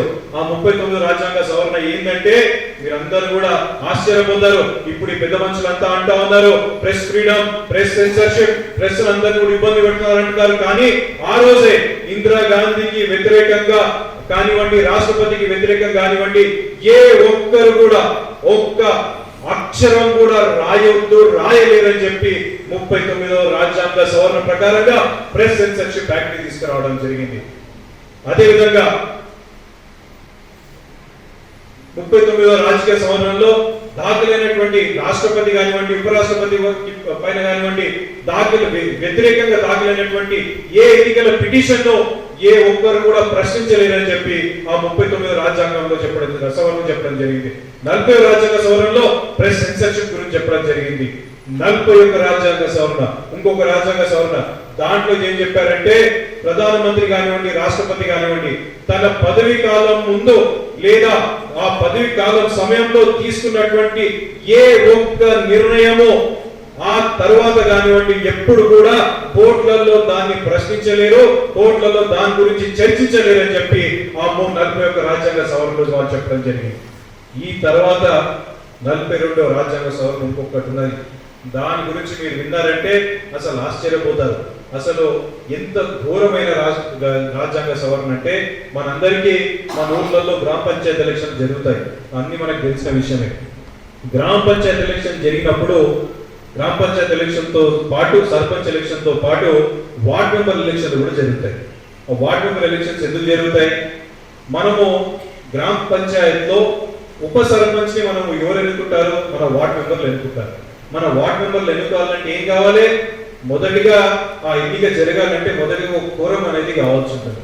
ఆ కోరం ఉంటేనే మనము ఆ ఉప సర్పంచ్ ఎన్నికలు అవుతాయి. అంటే ఒక ఉప సర్పంచ్ ఎన్నికల కోసం కూడా మన కోరం అవసరం వస్తుంది. కానీ ఇందిరాగాంధీ గారు 42వ రాజ్యాంగ సవరణ తీసుకొచ్చి వారు ఏం చేశారు తెలుసా? పార్లమెంట్ లో ఎలాంటి చట్టం తీసుకురావాలన్నా, పార్లమెంట్ లో ఎలాంటి యాక్ట్ తీసుకురావాలన్నా ఏ ఒక్క కొరం అవసరం లేదు. పార్లమెంట్ లో ఒక్కరంటే ఒక్క ఎంపీ ఉన్నా సరే ఆ యాక్ట్ మనం పాస్ చేయొచ్చు అని చెప్పి 42వ రాజ్యాంగ సవరణలో ఇందిరాగాంధీ గారు ఆ 42వ రాజ్యాంగ సవరణ తీసుకురావడం జరిగింది. అంటే ఎంత దురదృష్టకరం, ఎంత ఘోరమైనటువంటి రాజ్యాంగ సవరణలు అయ్యావో మనమందరం కూడా ఈ విషయాన్ని గుర్తు చేసుకోవాల్సిన అవసరం ఉన్నది. ఈ విషయాల గురించి మనము ఇప్పుడున్నటువంటి వారందరికీ కూడా తెలియజేయాల్సిన అవసరం ఉన్నది. వారికి సంబంధించినటువంటి వాళ్ళు ఎవరైనా ఏదైనా చేసుకోవచ్చు. అప్పుడు సంజయ్ గాంధీ గారు ఘోరాతి ఘోరంగా మొత్తం ఢిల్లీలో ఉన్నటువంటి 7 లక్షల మంది పేదల ఇల్లులు కూలగొట్టి వాళ్ళందరినీ ఇల్లు లేని వారిగా అప్పుడు సంజయ్ గాంధీ గారు చేయడం జరిగింది. దాన్ని ఎవరు ప్రశ్నించలేదు. ఇది అన్యాయం అని చెప్పి ఎవరు చెప్పలేదు. అప్పుడు సోనియా గాంధీ గారు కానీ రాజీవ్ గాంధీ గారు కానీ అరే మా తల్లికి అన్యాయం చేస్తున్నది, మా అన్న అన్యాయం చేస్తున్నారు అని చెప్పి ఏ ఒక్కసారి కూడా వాళ్ళని ప్రశ్నించలేదు. ఏ ఒక్కసారి కూడా ఇది రాజ్యాంగ విరుద్ధం అని చెప్పి ఆ రోజు ఎప్పుడు కూడా ప్రశ్నించలేదు. అదే కాకుండా అప్పుడు జస్టిస్ ఖన్నా అని చెప్పి ఈ ఎమర్జెన్సీ వ్యతిరేకంగా ఎమర్జెన్సీ నిర్వహించబడ్డదో ఆ ఎమర్జెన్సీ తప్పు అని చెప్పి జస్టిస్ ఖన్నా గారు సుప్రీం కోర్టులో జడ్జిగా ఉండగా, సీనియర్ మోస్ట్ జడ్జి ఉన్నా కానీ సరే ఆయన కేవలం ఒక్కడే ఒక జడ్జి ఎవరైతే ఎమర్జెన్సీ తప్పు అని చెప్పినటువంటి జడ్జి, ఆయనను సీనియారిటీ ఉన్నా ఆయనను జడ్జి కానివ్వకుండా అన్యాయంగా ఆపినటువంటి వ్యక్తి ఇందిరాగాంధీ గారు. అంటే జ్యుడిషియరీని పూర్తి స్థాయిలో తన కమంద హస్తాలలో పెట్టుకున్నటువంటి వ్యక్తి ఇందిరాగాంధీ గారు. దాంతో పాటుగా పత్రిక స్వేచ్ఛను ఏ మాత్రం కూడా లేకుండా చేయడం కూడా ఇందిరాగాంధీ గారు అప్పుడు చేయడం జరిగింది. ఈ విషయాలన్నీ మీకు ఎందుకు చెప్తున్నానంటే ఇప్పుడున్నటువంటి పరిస్థితులలో మనకు చాలా మందికి, నాతో సహా, నేను ఎప్పుడైతే ఎమర్జెన్సీ గురించి చదువుతున్నానో, ఎమర్జెన్సీ గురించి ప్రిపేర్ అవుతున్నానో అసలు నాకు కూడా తెలియదు. ఇప్పుడు ఏ రకంగా అయితే అన్నవాళ్ళు చెప్తున్నారు, వాళ్ళ అనుభవాలు చెప్తా ఉన్నారు, ఇవన్నీ వింటా ఉంటే నిజంగా మన భారతదేశంలో ఇలాంటి పరిస్థితి దగ్గర 21 నెలలు అంటే 2 సంవత్సరాల వరకు మన భారతదేశంలో నిజంగా ఇలాంటి పరిస్థితి ఉండేనా? ఇది చేయగలిగిందా ఒక వ్యక్తి అనుకొని రాజ్యాంగాన్ని ఇంత ఘోరంగా దీన్ని వాడుకున్నారా అని చెప్పి ఆలోచిస్తుంటేనే నిజంగా నా రక్తం మసిలిపోతా ఉందని చెప్పి సందర్భంలో తెలియజేస్తా ఉన్నాను. ఆ రోజు ఉన్నటువంటి పరిస్థితుల్లో మనం అందరం కూడా ఇప్పుడున్నటువంటి పరిస్థితులకి మనం బేరీ చేసుకోవాల్సిన అవసరం ఉన్నది. మొన్న జరిగినటువంటి ఎన్నికల్లో రాహుల్ గాంధీ గారు, వారి మిత్ర బృందం అంటే ఇండియా అలయన్స్, వీళ్ళందరూ కూడా కలిసి మొత్తం ప్రతి మీటింగ్ లో ప్రతి దగ్గరికి వెళ్ళి వాళ్ళు ఏం చెప్పడం జరిగింది? ఒక కాన్స్టిట్యూషన్ ని చేతిలో పట్టుకొని, ఒక రాజ్యాంగాన్ని చేతిలో పట్టుకొని భారతీయ జనతా పార్టీకి 400 సీట్ల కంటే ఎక్కువ వస్తే రాజ్యాంగాన్ని మారుస్తారని చెప్పి వాళ్ళు పెద్ద మాటలు మాట్లాడడం జరిగింది. మీకు తెలుసో లేదో రాహుల్ గాంధీ గారు రాజ్యాంగాన్ని ఘోరంగా వాడింది ఎవరు అంటే అది కాంగ్రెస్ పార్టీ. అప్పటి నుంచి ఇప్పటి వరకు దగ్గర 75 సార్లు రాష్ట్రాలలో 70 సార్లు రాజ్యాంగ సవరణ చేయడం జరిగింది. దగ్గర 90 సార్లు వివిధ రాష్ట్రాలలో ప్రెసిడెంట్లు పెట్టడం జరిగింది. అంటే రాజ్యాంగాన్ని ఎంతో ఘోరాతిఘోరంగా వాడుతున్నది ఎవరు అంటే అది కేవలం కాంగ్రెస్ పార్టీ మాత్రమే అని చెప్పి ఈ సందర్భంలో నేను మీ అందరికీ కూడా గుర్తు చేస్తా ఉన్నాను. దాంతో పాటుగా 2004 నుండి 2014 వరకు ప్రభుత్వంలో ఉన్నటువంటి కాంగ్రెస్ పార్టీ దగ్గర దగ్గర ఎవరైతే కాంగ్రెస్ పార్టీకి వ్యతిరేకంగా ట్వీట్లు కానివ్వండి సోషల్ మీడియాలో మాట్లాడితే దగ్గర దగ్గర 10,000 ట్విట్టర్ అకౌంట్లను పూర్తి స్థాయిలో మూసివేసినటువంటి చరిత్ర ఎవరిదంటే అది కాంగ్రెస్ పార్టీ, భారతీయ జనతా పార్టీ కాదు. గత 10 సంవత్సరాల నుంచి పత్రికా స్వేచ్ఛ ఏ పార్టీ అని ఇస్తుంది అంటే ఒక ప్రధానమంత్రినైనా ఘోరంగా మాట్లాడినా వారికి మాట్లాడే స్వేచ్ఛ ఏదైనా ఇస్తుందంటే అది భారతీయ జనతా పార్టీ అని చెప్పి ఈ సందర్భంలో మీ అందరికీ కూడా గుర్తు చేస్తా ఉన్నాను. అదే కాకుండా ఇందిరాగాంధీ గారు కానివ్వండి, ఆ తర్వాత ఉన్నటువంటి కాంగ్రెస్ పార్టీ ప్రభుత్వాలు కానివ్వండి, అప్పుడు విశ్వవిద్యాలయాలకు మనం పన్నులు కట్టేటువంటి డబ్బుతోని ఆ ప్రభుత్వం ఏ దానికైనా కానీ ఫండ్ ఇచ్చిందంటే ఆ ఇన్స్టిట్యూషన్ కానివ్వండి లేదంటే కార్పొరేషన్ కానివ్వండి దేంట్లోనైనా రిజర్వేషన్ చట్టాన్ని వాళ్ళు పాటించాల్సిందే. కానీ మైనారిటీ అపీస్మెంట్ కోసము వీళ్ళు విశ్వవిద్యాలయాలు హిందువులకు కాకుండా కేవలం ముస్లింల కోసమే పెట్టినటువంటి విశ్వవిద్యాలయాలు అలీబాగ్ ముస్లిం యూనివర్సిటీ కావచ్చు, లేకుంటే అది వేరే 2-3 ఉన్నాయి కదా, ఏఎంయు కావచ్చు, జేఎంఐ కావచ్చు, అట్లాంటి ముస్లిం విశ్వవిద్యాలయాల్లో రిజర్వేషన్ చట్టాన్ని అమలు పరిచేటువంటి అవసరం లేదని చెప్పి వాళ్ళు అక్కడ రిజర్వేషన్ ని పాటించకుండా ఎస్సీలకు ఓబీసీలకు రావాల్సినటువంటి రిజర్వేషన్ ను కేవలం ఒక సామాజిక వర్గానికి వచ్చే విధంగా చేసిందంటే ఏ రకమైన ఆలోచన అప్పుడున్నటువంటి కాంగ్రెస్ పార్టీలో ఉందని చెప్పి మీరందరూ కూడా గుర్తు చేసుకోవాలని చెప్పి ఈ సందర్భంలో మీకు తెలియజేస్తా ఉన్నాను. అంటే 1991లో రాజీవ్ గాంధీ గారు చనిపోవడం జరిగింది. చనిపోయినప్పుడు అందరూ బాధపడ్డారు, దాంట్లో ఎలాంటి అనుమానం లేదు. కానీ రాజీవ్ గాంధీ హత్యను అడ్డం పెట్టుకొని అప్పుడు కాంగ్రెస్ పార్టీ ఎలక్షన్ కమిషన్ పైన ఒత్తిడి తీసుకొచ్చి ఎలక్షన్స్ ని 3 వారాలు పోస్ట్పోన్ చేసింది. అంటే చరిత్రలో ఎప్పుడు లేదు, అంతకు ముందు ఎప్పుడు కాలేదు, ఆ తర్వాత ఎప్పుడు కానీ ఇప్పటి వరకు కూడా మళ్ళీ ఎప్పుడు కూడా భారతీయ జనతా పార్టీ అది చేయలేదు. అది చేసే అవకాశం ఉన్నా పూర్తి స్థాయిలో దాన్ని చేయగలిగినా కానీ భారతీయ జనతా పార్టీ ఎప్పుడు అట్లా చేయలేదు. కానీ అప్పుడు కాంగ్రెస్ పార్టీ రాజీవ్ గాంధీ గారు చనిపోయారని చెప్పి ఆ 3 వారాలు ఎలక్షన్స్ ని పోస్ట్పోన్ చేయడంతో పాటు ఆ 3 వారాలు మొత్తం దేశమంతా కూడా యాత్రలు అన్ని రకాల యాత్రలు చేసి సింపతి గెయిన్ చేయడానికి ప్రయత్నం చేశారు. ఈ రోజు పెద్దలు రాహుల్ గాంధీ గారు ఒక మాట చెప్తా ఉన్నారు, ఈవీఎంలు తప్పున్నాయి, ఈవీఎంలలో ఇబ్బందికరమైన పరిస్థితులు ఉన్నాయని చెప్పి. అయ్యా ఒకసారి మీ నాయన రాజీవ్ గాంధీ అప్పుడు 1989లో ఓడిపోయినప్పుడు ఏం చెప్పిండు ఒకసారి మీరు గుర్తు తెచ్చుకోండి. 1900 ఓడిపోయిన వెంటనే రాజీవ్ గాంధీ గారు మాట్లాడిన మాటలు ఏం తెలుసా? ఈ బ్యాలెట్ పేపర్ సిస్టమ్ ని మనం తీసేసాడే, ఈ బ్యాలెట్ పేపర్ సిస్టమ్ వల్లనే మనకి ఇబ్బంది అవుతుందని చెప్పి అప్పుడు ఆయన ఓడిపోగానే బ్యాలెట్ పేపర్ వల్ల ఓడిపోయానని చెప్పి ఆయన చెప్పిండు. మీరు ఓడిపోయిన వెంటనే మీకు ప్రభుత్వంలో రావట్లేదు లేదని చెప్పి మీకు తెలిసిన వెంటనే మీరు ఏం చెప్తున్నారు? ఈవీఎంలలో తప్పుందని చెప్తున్నారు. అంటే ఈ కాంగ్రెస్ పార్టీ కానివ్వండి, కాంగ్రెస్ పార్టీతో ఉన్నటువంటి అలయన్స్ పార్టీలు కానివ్వండి, ఈ మన భారతదేశాన్ని ఏ రకంగా చీల్చాలో అని చెప్పి ఏ రకంగా ఇబ్బంది పెట్టాలనే ఆలోచన తప్ప దేశ వ్యతిరేక శక్తులని వాళ్ళు తయారు చేస్తున్నారు తప్ప వారికి ఎలాంటి దేశభక్తి కానీ లేదని చెప్పి సందర్భంలో మీకు తెలియజేస్తా ఉన్నాను. దీంతో పాటుగా మీ అందరికీ ఒక విషయం చెప్పాలి. మొన్న ఎలక్షన్స్ జరిగిన తర్వాత ఎప్పుడైతే భారతీయ జనతా పార్టీ పెద్ద ఎత్తున గెలవబోతున్నది అని చెప్పి సంకేతాలు భారతదేశం అంతా వచ్చినప్పుడు రాహుల్ గాంధీ గారు వారి పార్టీ వాళ్ళ అలయన్స్ మెంబర్స్ అందరూ కూడా మీ అందరూ ప్రియాంక గాంధీ గారు మాట్లాడినటువంటి స్టేట్మెంట్స్ కానీ ఇవన్నీ మీరు చూసినట్లయితే వారందరూ మొత్తం దేశాన్ని ప్రిపేర్ చేయడం మొదలు పెట్టారు. ఏమనంటే ఎలక్షన్స్ లో అవకతవకలు జరిగాయి, ఎలక్షన్ కమిషన్ అవకతవకలు చేసింది అని చెప్పి మొత్తం దేశంలో ఉన్నటువంటి 120 ప్రజా వ్యతిరేక సంస్థలను వాళ్ళు యాక్టివేట్ చేయడం మొదలు పెట్టారు. అంటే వీళ్ళందరినీ వాళ్ళు వాడుకొని ఎట్టి పరిస్థితులలో మొత్తం దేశం అంతా కూడా బొగ్గుమనిపించాలని చెప్పి ఒక ఆలోచనతోని ఇప్పుడున్న రాహుల్ గాంధీ గారు వారి మిత్రబృందం అందరూ కూడా చేయడం జరిగింది.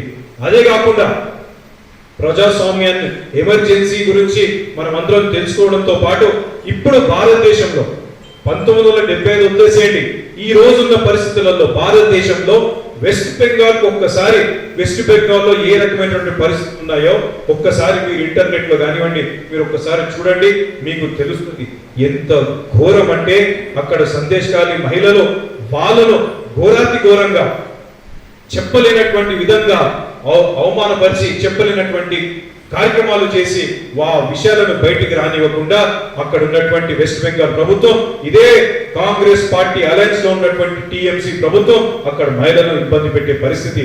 అక్కడ ఉన్నటువంటి గవర్నర్ ఎవరికైనా ఇబ్బంది జరిగితే నా దగ్గర రండి, నేను పరిష్కరించే ప్రయత్నం చేస్తానంటే మమతా బెనర్జీ గారు ఎవరైతే పెద్ద పెద్ద మాటలు మాట్లాడుతూ ఈ భారతీయ జనతా పార్టీ ఫెడరల్ వ్యవస్థను కుప్పకూర్చేటువంటి ప్రయత్నం చేస్తుంది అని చెప్పి ఎవరైతే మమతా బెనర్జీ గారు అంటున్నారో, అదే ఫెడరల్ వ్యవస్థలో ఉన్నటువంటి వెస్ట్ బెంగాల్లో ఈ రోజు భారతీయ జనతా పార్టీకి ఎవరైతే ఓటేసి ఉంటారు అని చెప్పి అనుమానం వచ్చినా వాళ్ళ ఇంటికి వెళ్ళి వాళ్ళ ఇంట్లలో ఏదైతే కాలనీలు ఏవైతే ఉన్నాయో ఆ కాలనీలలో కరెంటు నీళ్లు కనెక్షన్లను కట్ చేసేటువంటి పరిస్థితి ఈ రోజు మనం చూస్తా ఉన్నాం. దాంతో పాటుగా మీరందరూ కొన్ని సోషల్ మీడియాలో చూసి ఉంటారు, తమిళనాడులో డిఎంకే ఇంకొక అలయన్స్ పార్టీ ఎప్పుడైతే భారతీయ జనతా పార్టీ గెలిచింది అనగానే అన్నమలై అక్కడ భారతీయ జనతా పార్టీ అధ్యక్షుడు అన్నమలై గారి ఫోటోని ఒక మేక మెడకి కట్టేసి ఆ మేకను బక్రీద్ రోజు ఆ మేకను కోసి ఘోరాతి ఘోరంగా చూపించి ఎవరైనా ఈ డిఎంకేకి వ్యతిరేకంగా మాట్లాడితే, కాంగ్రెస్ పార్టీకి వ్యతిరేకంగా మాట్లాడితే వాళ్ళకు కూడా ఇదే పరిస్థితి వస్తుందని చెప్పి అంత నీచాతి నీచంగా ఘోరాతి ఘోరంగా చూపించినటువంటి వీడియోలు మీరందరూ కూడా మనం చూడడం జరిగింది. ఈ రకంగా అటు కేరళలో 2016లో 55 మంది రాజకీయాల్లో ఉన్నటువంటి వాళ్ళను హత్య చేయడం జరిగింది. అందులోకి వెళ్ళి 24 మంది భారతీయ జనతా పార్టీ లేదంటే రాష్ట్రీయ స్వయం సేవక్ కార్యకర్తలే ఇందులో 22 మంది హత్య చేయబడ్డ వాళ్ళలో ఉన్నారు. మరి ఇది కేరళలో ఉన్నటువంటి పరిస్థితి. వాళ్ళతోని ఈ కాంగ్రెస్ పార్టీ ఈరోజు అలయన్స్ లో ఉంది. నేను ఇవన్నీ మీకు ఎందుకు చెప్తానని కూడా తెలుసుకొని ఏ రకంగా అయితే మన రిజర్వేషన్స్ కానివ్వండి, మన ఈ కాంగ్రెస్ పార్టీ ఇంత గతంలో ఏ రకంగా అయితే 1975లో ఏ రకంగా ఎమర్జెన్సీ విధించింది, ఆ ఆలోచన విధానంలో ఏమాత్రం మార్పు లేదు. అదే డిఎన్ఏ, అదే ఇందిరాగాంధీ డిఎన్ఏ రాజీవ్ గాంధీలో ఉంది, అదే రాజీవ్ గాంధీ డిఎన్ఏ రాహుల్ గాంధీలో ఉంది.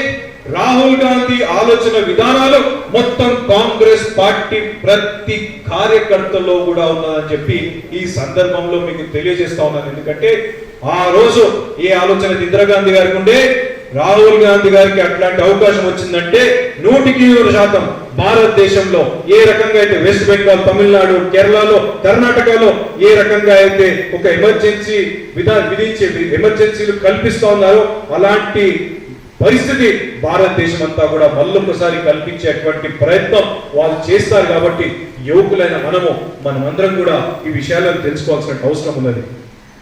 మనం దీంతో పాటుగా వాళ్ళ ఆలోచన ఎప్పుడు కూడా కాంగ్రెస్ పార్టీ అప్పుడు చూడండి, ఇప్పుడు చూడండి, గతంలో ఈస్ట్ ఇండియా కంపెనీ ఉన్నప్పుడు చూడండి, తెల్లదొరలు ఉన్నప్పుడు చూడండి, తెల్లదొరల ఆలోచన ఎట్లుంటుండే, భారతదేశం పైన మనకు పట్టు రావాలంటే ఈ భారతదేశాన్ని మనం విభజించాలి. భారతదేశంలో ఉన్నటువంటి వాళ్ళను కులాల వారిగా లేకుంటే మతాల వారిగా విభజించాలని చెప్పి ఆలోచన ఉండే. అదే ఆలోచన ఇందిరాగాంధీ గారు. ఎందుకంటే మీరందరికీ తెలుసో లేదో, పంజాబ్ లో మనం ఇప్పుడు మీరు చాలా వీడియోలు చూస్తూ ఉంటారు, ఈ ఖాళిస్తానీ మూవ్మెంట్ అని చెప్పి చాలా వీడియోలు చూస్తూ ఉంటారు. దానికి ఎవరు బీజం వేశారంటే 1970 ఆ ప్రాంతంలో పంజాబ్ లో అకాలీ దళ్ అని చెప్పి ఒక పార్టీ, ఆ పార్టీ ఎదుగుతున్నది, ఆ పార్టీ కాంగ్రెస్ పార్టీకి వ్యతిరేకంగా ఎదుగుతున్నది. ఆ పార్టీని మనం ఎదుర్కోవాలంటే ఆ పార్టీకి కాంపిటీషన్ లో ఇంకొకరిని మనము లేపాలని చెప్పి ఈ ఖాళిస్తానీ మూవ్మెంట్ కోసము బీజ వేస్తున్నటువంటి ఒక టెర్రరిస్ట్ ని అక్కడ ఎంకరేజ్ చేసినటువంటి వ్యక్తి ఎవరంటే అది ఇందిరాగాంధీ గారు.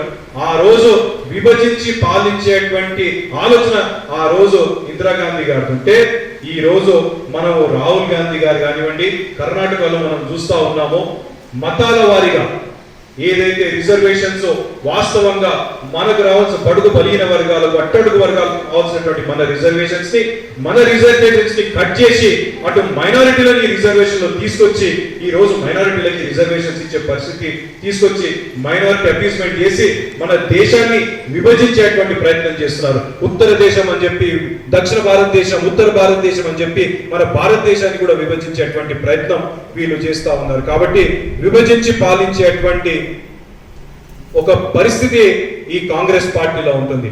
దీంతో పాటుగా మీ అందరికీ చూసి ఉంటారు, సోషల్ మీడియాలో కానీ న్యూస్ లో చూసి ఉంటారు. రాహుల్ గాంధీ గారు 2 నెలలకోసారి 3 నెలలకోసారి విదేశ పర్యటనలకు వెళ్తూ ఉంటాడు. విదేశీ పర్యటనలకు పోయినప్పుడల్లా ఆయన ఏం మాట్లాడతాడు? మా భారతదేశంలో రాజ్యాంగ విరుద్ధ శక్తులు నడుస్తూ ఉన్నాయి, మా భారతదేశంలో ప్రజాస్వామ్యం కోల్పోతుందని చెప్పి విదేశీయుల దగ్గరికి వెళ్ళి వాళ్ళ దగ్గర మన భారతదేశ అంతర్గత మన ఇంటర్నల్ ఇష్యూస్ గురించి పోయి విదేశాలలో ఆక్స్ఫర్డ్ యూనివర్సిటీ అంట, కేంబ్రిడ్జ్ యూనివర్సిటీ అంట, అదేదో వేరే యూనివర్సిటీ ఫిలోని యూనివర్సిటీలలో కూడా పోయి పక్కన యూనివర్సిటీ పక్కన ఉన్న ఒక కమ్యూనిటీ హాల్ తీసుకొని దాంట్లో మాట్లాడి నేను ఆ యూనివర్సిటీలో మాట్లాడినా ఈ యూనివర్సిటీలో మాట్లాడినా అని చెప్పుకునేటువంటి పరిస్థితి ఈరోజు రాహుల్ గాంధీ గారు చేస్తున్నారు. అయితే ఇది కొత్త కాదు. ఈ రాహుల్ గాంధీ గారు ఏదైతే చేస్తున్నారో, ఏదైతే ఇదే రాహుల్ గాంధీ గారు నయనమ్మ అప్పుడు ఎమర్జెన్సీ పెట్టినప్పుడు ఏం చెప్పి ఎమర్జెన్సీ పెట్టింది తెలుసా? విదేశీ శక్తులు మన భారతదేశం పైన వస్తా ఉన్నాయి కాబట్టి ఎమర్జెన్సీని మేము నిర్వహిస్తున్నామని చెప్పారు. అంటే ఆమెనేమో విదేశీ శక్తుల వల్ల ఎమర్జెన్సీ పెడుతున్నారు. ఈ రాహుల్ గాంధీ గారేమో విదేశీయులు వచ్చి మా భారతదేశంలోకి రండి అని చెప్పారు. దాంతో పాటుగా సరిహద్దుల్లో రాత్రనక పగలనక ఎండనక చలనక వాననక మన సైనికులు సరిహద్దుల్లో పోరాటం చేస్తా ఉంటే ఈ రాహుల్ గాంధీ గారు ఏమంటారు? చైనీస్ సోల్జర్స్ మన భారతదేశ సైనికులని ఉరికించి కొట్టారంట, మన భారతదేశ సైనికులు ఎనికి తిరిగారంట. అంత ఘోరంగా మాట్లాడి సైనికులను అవమానపరిచే విధంగా మాట్లాడే వ్యక్తి ఈ రోజు కాంగ్రెస్ పార్టీ ఆలోచన విధానాలను నడిపిస్తున్నాడని చెప్పి ఈ సందర్భంలో మీ అందరికీ తెలియజేస్తున్నాను. ఇవన్నీ ఎందుకు ముఖ్యం? ఇంత పెద్ద స్పీచ్ ఇంత ఎందుకు మేము మీ అందరికి ఎందుకు చెప్తున్నామంటే దీని గురించి మనం మాట్లాడాలి, దీని గురించి మనం ప్రజల్లోకి తీసుకెళ్ళాలి. మీరు ఏ రకంగా అయితే అప్పుడు ఎమర్జెన్సీ ఉండేనో ఈ రోజు కూడా అదే పరిస్థితుల్లో మన భారతదేశం అదే పరిస్థితిలో వెళ్తుంది. ఒకవేళ కాంగ్రెస్ పార్టీ కానీ వాళ్ళ మిత్ర బృందానికి కానీ అలయన్స్ పార్టీలకు కానీ అవకాశం ఇచ్చినట్లయితే మళ్ళొక్కసారి భారతదేశం అదే పరిస్థితులకు వెళ్తుంది. భారతదేశ విద్రోహ శక్తులకు మనం బలం ఇచ్చినటువంటి వాళ్ళం అవుతామని చెప్పి మనం అందరం కూడా ప్రజలకి తెలియజేయాలి. భారతీయ జనతా పార్టీ కార్యకర్తలకు వాళ్ళకి అవగాహన ఉంటుంది, కానీ ఇప్పుడు యువతకి తెలియదు ఎమర్జెన్సీ ఏ రకంగా ఉంటుండే. ఇప్పుడు యువతకి తెలియదు ఎమర్జెన్సీ అంటే సరే ఏదో 21 నెలలు 2 నెలలు ఇట్లే మనం అప్పుడప్పుడు ధర్నాలు చేసినప్పుడు పోలీస్ స్టేషన్ పోతాం కదా, అట్లే పోయి ఉంటారు ఆ టైంలో అని చెప్పి ఇప్పుడు ఉన్నటువంటి యువత అనుకుంటున్నారు. లేదు, అప్పుడు వాళ్ళు పడినటువంటి ఇబ్బందులు ఎంత ఘోరం అంటే ఒక తిహార్ జైల్లో కేవలం 1200 కంటే ఎక్కువ పెట్టలేనటువంటి తిహార్ జైల్లో 3500 మందిని ఆ తిహార్ జైల్లో పెట్టి దగ్గర 22 మంది కస్టోడియల్ డెత్ లో చనిపోవడం జరిగింది.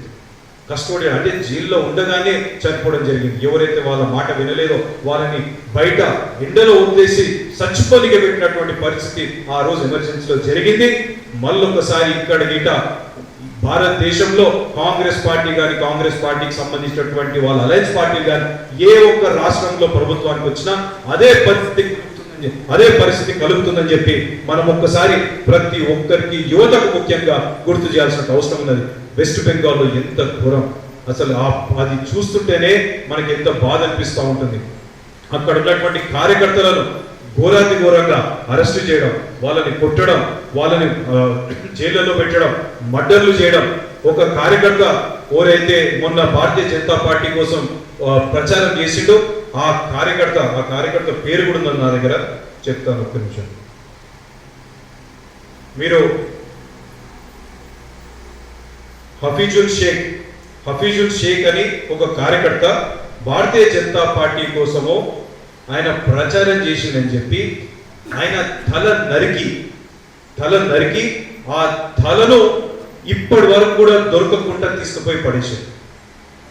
అంటే మీరు వాళ్ళ ముస్లింలలో మొత్తం బాడీ ఉంటే తప్ప వాళ్ళు అంత్యక్రియ చేయరు. అంటే అంత్యక్రియ కూడా చేయలేనటువంటి పరిస్థితి ఈ టిఎంసి గుండాలు అక్కడ ఉన్నటువంటి భారతీయ జనతా పార్టీ కార్యకర్తల పైన దాడిని చేస్తా ఉన్నారంటే మీరు ఒక్కసారి ఆలోచించండి ఎంత ఘోరమైన పరిస్థితులలో వాళ్ళు బతుకుతున్నారు. ఒక కాలనీ ఎక్కడైతే హిందువులు ఉంటున్నారు, ఏ కాలనీ అయితే భారతీయ జనతా బూతులలో చూస్తున్నారు, ఏ బూత్లో బీజేపీకి ఎక్కువ ఓట్లు పడ్డాయి అంటే ఈ కాలనీ మొత్తం కూడా భారతీయ జనతా పార్టీకి ఓటేసింది. కాబట్టి ఆ కాలనీకి పోయేటువంటి main current line main water లైన్లను పూర్తిగా కట్ చేసేసారు. మీరు భారతీయ జనతా పార్టీకి ఓటేస్తారా అని చెప్పి ఆ లైన్లను కట్ చేసేసారు. ఇట్లాంటి పరిస్థితి ఈ కాంగ్రెస్ పార్టీ అలయన్స్ లో ఉన్నటువంటి తృణమూల్ కాంగ్రెస్ పార్టీ ఈ రకంగా ఉంటారు. కాబట్టి దయచేసి మీరందరూ కూడా ఇప్పుడున్నటువంటి యువతను మేల్కొల్పాలని చెప్పి మీ అందరికీ నేను విజ్ఞప్తి చేస్తా ఉన్నాను. మనకి ఇది అవసరం. మన భారతదేశాన్ని మనం రక్షించుకోవాలంటే మనమందరం కూడా ఈ చరిత్రను గుర్తు చేసుకోవాల్సిన అవసరం ఉన్నది. చరిత్రతో పాటు ఆ చరిత్రను మళ్ళొక్కసారి రిపీట్ కానివ్వకుండా మనం అందరం కూడా అప్రమత్తంగా ఉండాల్సిన అవసరం ఉన్నది. మనం కేవలం సప్పట్ల కోసమో సన్మానాల కోసమో కాదు, మనము మళ్ళొక్కసారి ఏ ఇబ్బందులైతే ఇక్కడ ఉన్నటువంటి పెద్ద మనుషులు ఏ ఇబ్బందులైతే పడ్డారో అలాంటి ఇబ్బందులు మనం గాని మన తర్వాత వచ్చే తరాలు గాని పడకూడదంటే మనము రాజకీయాల్లో లేకపోయినా మనమందరం దీనిపైన అవగాహన పెంచాల్సిన అవసరం ఉందని చెప్పి ఈ సందర్భంలో తెలియజేస్తూ ఈ బ్లాక్ డే రోజు మీ అందరు కూడా ఇక్కడికి వచ్చినందుకు ధన్యవాదాలు తెలియజేస్తూ ముగిస్తా ఉన్నాను. భారత్ మాతా కి జై శ్రీరామ్. భారత్ మాతా కి ప్రపంచ చరిత్రలో అందరూ కూడా చెప్పారు. చెప్తారు. నేను ఇప్పుడు ఆయన చెప్పిన చరిత్ర అంతా చెప్పాను. ఈరోజు రాహుల్ గాంధీ కాంగ్రెస్ వాళ్ళందరూ కూడా వాళ్ళు ఎప్పుడు ఉన్నాడు. ములాయం సింగ్ యాదవ్ జైల్లో ఉన్నారు, లాలూ ప్రసాద్ యాదవ్ జైల్లో ఉన్నారు, ఇంకా చాలా మంది ఉన్నారు జైల్లో ఉన్నాడు. అవన్నీ వాసిపోయింది 10 రాష్ట్రం బ్రాహ్మణ్. కానీ భారతీయ జనసంఘ రాష్ట్రీయ స్వయం సేవక్ ఆ రోజు రాజనారాయణ గారు చేసేసారు. ఏమని ఆయన అఫీషియల్ సెక్రటరీ గవర్నమెంట్ కారుని ఉపయోగించి ఎన్నికల్లో గెలిచిందని కాబట్టి నేను ఎన్నికలు చెల్లకుండా మీకు తెలిసి అలహాబాద్ కోర్టు తీర్పిచ్చింది 12వ తారీఖు జూన్ 12వ తారీఖు ఇస్తే దాన్ని ఇందిరాగాంధీ హైకోర్టు కొన్ని పైకోర్టు చెప్పిందయ్యా కావాలంటే ఒప్పితో కొనసాగుతుందని మేము ప్రయత్నిస్తూ ఉంటాను. అప్పుడు అట్లా నేను ఉండకుంటే దేశం ఎట్లుంటుంది? Indira is India, India is Indira. ఆ మధురంతో అప్పటికే బీహార్లో రాజస్థాన్లో ఉద్యమాలు నడుస్తున్నాయి, విద్యార్థుల ఉద్యమాలు నడుస్తున్నాయి, లోక సంరక్షణ సమితి మీద విద్యార్థి సంరక్షణ సమితి మీద ఉద్యమాలు నడుస్తున్నాయి. జార్జ్ ఫెర్నాండెస్ అందరూ కూడా జయప్రకాష్ నారాయణ గారు వాళ్ళందరూ కూడా ఉద్యమాలు ఉన్నాయి.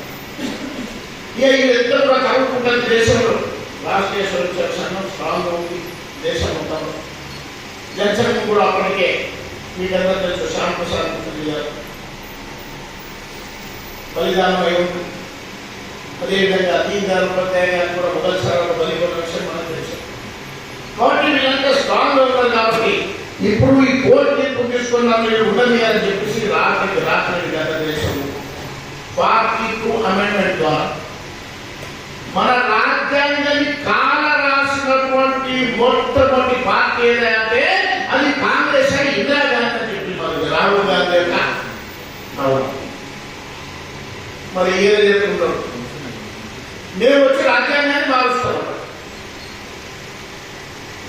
భారతీయ జనతా పార్టీ అటల్ బిహారీ వాజ్పేయి నరేంద్ర మోదీ 10 సంవత్సరాలు లేదు. కానీ ఎక్కడన్నా రాజ్యాంగాన్ని మార్చడమా? రాజ్యాంగాన్ని మార్చడం అంటే అది కేవలంగా ఈ దేశ సమగ్రత కోసం అది 370 ఆర్టికల్కి మార్చడానికి తీసేసింది నా భారతీయ మీరు ప్రత్యేక ప్రతిపత్తి ఇచ్చి జమ్మూ కాశ్మీర్ లో एक देश में 2 प्रधान 2 निशान 2 विधान మీరు ప్రవేశపెడితే మా జనసేన నాయకుడు శ్యామా ప్రసాద్ ముఖర్జీ एक देश में 2 प्रधान 2 विधान 2 निशान नहीं चलेगा అని చెప్పి జమ్మూ కాశ్మీర్ లో వీసా తీసుకొని నేను పోతాను ఏంటో చేసుకొని చెప్పేసి ఆ రోజు అక్కడ వెళ్తే మీరు జైల్లో పెట్టి విషక్రమ ఆపలేదా అని చెప్పి ఆయన చనిపోయిన తర్వాత మరి 370 ఆపలేదో మీకు తెలుసు. ఇంకా ప్రధానంలో ఈ 2 జనాలు పోయి ఆయన శిక్షుడిలో నరేంద్ర వచ్చి ఈ 370 ఆర్టికల్ని తీసేయడం జరిగిందా లేదా? ఏమన్నా 370 ఆర్టికల్స్ రక్తపాతం అయితే రక్తం పేరు పాడుతుంది. సీమ కూడా రావాలి 370 ఆర్టికల్ తీసేయడం. ఈ భారతీయ జనతా పార్టీ చెప్తున్నారు, భారతీయ జనతా పార్టీ చెప్పే ముందు నీ ముఖాన్ని అర్థంగా చూసుకోవాలనుకుంటున్నారు. నీ అమ్మాయి ఎమర్జెన్సీ విధించడమే కాదు, మీ నాయన ఏం చేసిందే షాహబను కేసులో సుప్రీంకోర్టు తీర్పిచ్చి ఆమెకు భరణం చెల్లించాలని చెప్తే ముస్లింలు రోడ్డు మిగిలిస్తే మరి నీవు పార్లమెంట్ ఆ యాక్ట్ చట్టాన్ని సవరించింది నీవు కాదా అని చెప్పి మనం చేస్తున్నాం. భారతీయ జనతా పార్టీ చేసిందా? ఓబీసీల ఎస్సీల రిజర్వేషన్ కావాల్సి మతపరమైన రిజర్వేషన్ ఇవ్వాలని చెప్పి చట్టాన్ని తెచ్చింది ఎవరని చెప్పి నేను మనం చేస్తున్నాను. చట్టాన్ని పదాన్ని జోడించింది ఎవరని చెప్పి నేను మనం చేస్తున్నాను. నేను ఆశ్చర్యపడ్డ ఈ దేశంలో 90 సార్లు ముఖ్యమంత్రి రాష్ట్రాలను తీసేసి 356 ఆర్టికల్ వాడి 356 అంటే దేశం రాష్ట్రంలో అల్లకల్లోలం అయిపోతుంది, ఈ బస్సం అయిపోతుంది, ప్రభుత్వం కంట్రోల్ చేయలేకపోతే కాదన్నప్పుడు గవర్నర్ గారు రికమెండేషన్ ద్వారా రాష్ట్రపతి ఆ ప్రభుత్వాన్ని తీసేసి రాష్ట్రపతి పాలన పెట్టారు. ఈ విధంగా 90 సార్లు 90 రాష్ట్రాల్లో ముఖ్యమంత్రులను తీసేసిన ఘనత ఎవరైనా ఇందిరాగాంధీ కాంగ్రెస్ పార్టీ. మరి భారతీయ జనతా పార్టీ 10 సంవత్సరాలు వెళ్తున్నది కదా. భారతీయ జనతా పార్టీ అనుకుంటే వెస్ట్ బెంగాల్ తీసేయచ్చు, కేరళ తీసేయచ్చు, ఢిల్లీలో తీసేయచ్చు. ఢిల్లీ రాదంటే వచ్చే ముఖ్యమంత్రి నడిపిస్తారంటే కూడా నోరు బంద్ చేసింది. మా నాయకులు ఒక్క ఆరోపణ వస్తే ఆయన రాజీనామా అయ్యారు. మీ ముఖాలతో చూసుకోండి. భారతీయ జనతా పార్టీ రాజ్యాంగాన్ని రక్షించడం కాదు, రాజ్యాంగ నిర్మాతైనటువంటి అంబేద్కర్ యొక్క పంచ తీర్థాలని స్టార్ట్ చేసినటువంటి నాయకుడు నరేంద్ర మోదీ. ఆయన ఎక్కడ చదివిందో, ఆయన ఎక్కడ తెలియదో, ఆయన ఎక్కడ పుట్టిందో, ఆయన ఎక్కడైతే మన యొక్క రాజ్యాంగ నిర్మాణం చేసుకున్న ప్రాంతాలను పంచ తీర్థాలను పెట్టిన పార్టీ భారతీయ జనతా పార్టీ. నీరులో బాధ్యత. కాబట్టి నేను కేవలం ఎమర్జెన్సీ గుర్తే కాదు, ఈ రోజు పెట్టిన సమావేశం 75 సార్లు సవరణలు, 90 సార్లు 356 ఆర్టికల్ 356 ఆర్టికల్ ద్వారా ఇది చెప్పాల్సిన అవసరం. కళ్యాణ్ ప్రభుత్వాన్ని కూడా పాల్గొంటుంది కదా. ఉత్తరప్రదేశ్ ప్రభుత్వాన్ని తీసేసింది, మధ్యప్రదేశ్ ప్రభుత్వాన్ని తీసేసింది, రాజస్థాన్ ప్రభుత్వాన్ని తీసేసింది. కానీ భారతీయ జనతా పార్టీ తీసేయడం కాదు, 32% నిధులు వచ్చేదాన్ని 42% నిధులు ఇస్తున్నది. నరేంద్ర మోదీ వచ్చిన తర్వాత, నరేంద్ర మోదీ గారు వచ్చిన తర్వాత ఒక్క కరప్షన్ ఛార్జ్ కానీ ఇవి చెప్పాల్సిన అవసరం ఉంది. చాలా ఉన్నాయి, మీకు వాట్సాప్లో పెట్టిన ఒకసారి చదువుకోండి. ఇక జరిగింది ఏమంటే నిజంగా నాకు సంతోషం ఏంటంటే నేను జైల్లో ఎక్కువ గడిపాను కాబట్టి నాకు ధైర్యం రోజు రాజకీయాలు ఎందుకంటే నన్ను అభ్యర్థించారు. నారాయణపేట జూనియర్ కాలేజ్లో పేపర్లు సింపేసి ప్రిన్సిపల్ బోర్డు చేసి పేపర్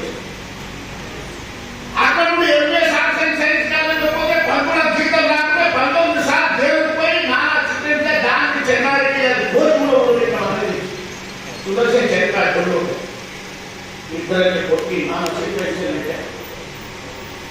అప్పుడు ఈరోజు జైలు నారాయణపేటలో కందుకు రాసిన అప్పుడు కూడా ఈరోజు జైలు పెట్టి ఇక తెలంగాణ ఉద్యమంలో భారత విషయంలో ఎన్నో సార్లు జైలు.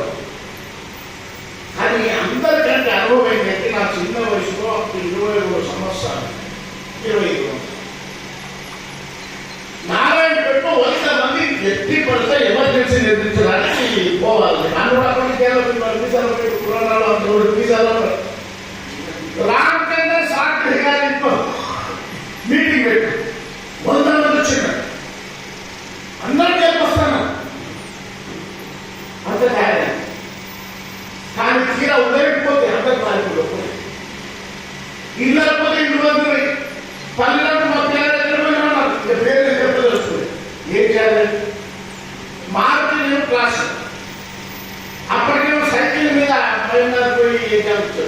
ఇక్కడ ఆయన భార్య మీరు నమ్ముకున్నామనుకోండి.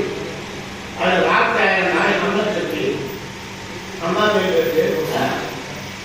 నా భార్య చెప్పుకోవడం లేదు, నేను పర్వాలేదు కానీ ఆయన చెప్పి దానికి చెప్పి నా అన్న నేను వస్తున్నాను. అదే ఎట్లు వస్తాను ఆయన ఇప్పుడు తొందర పరిస్థితి ఒకటే. అప్పుడు ఉప్పులో నలుగురు తయారైపోయింది. లింగిరెడ్డి గారు, శేషపోయారు, రమేష్ గారు రాలేదు, గ్రీన్ చెప్పారు. ఆ నలుగురు ఫోన్ చేస్తారు.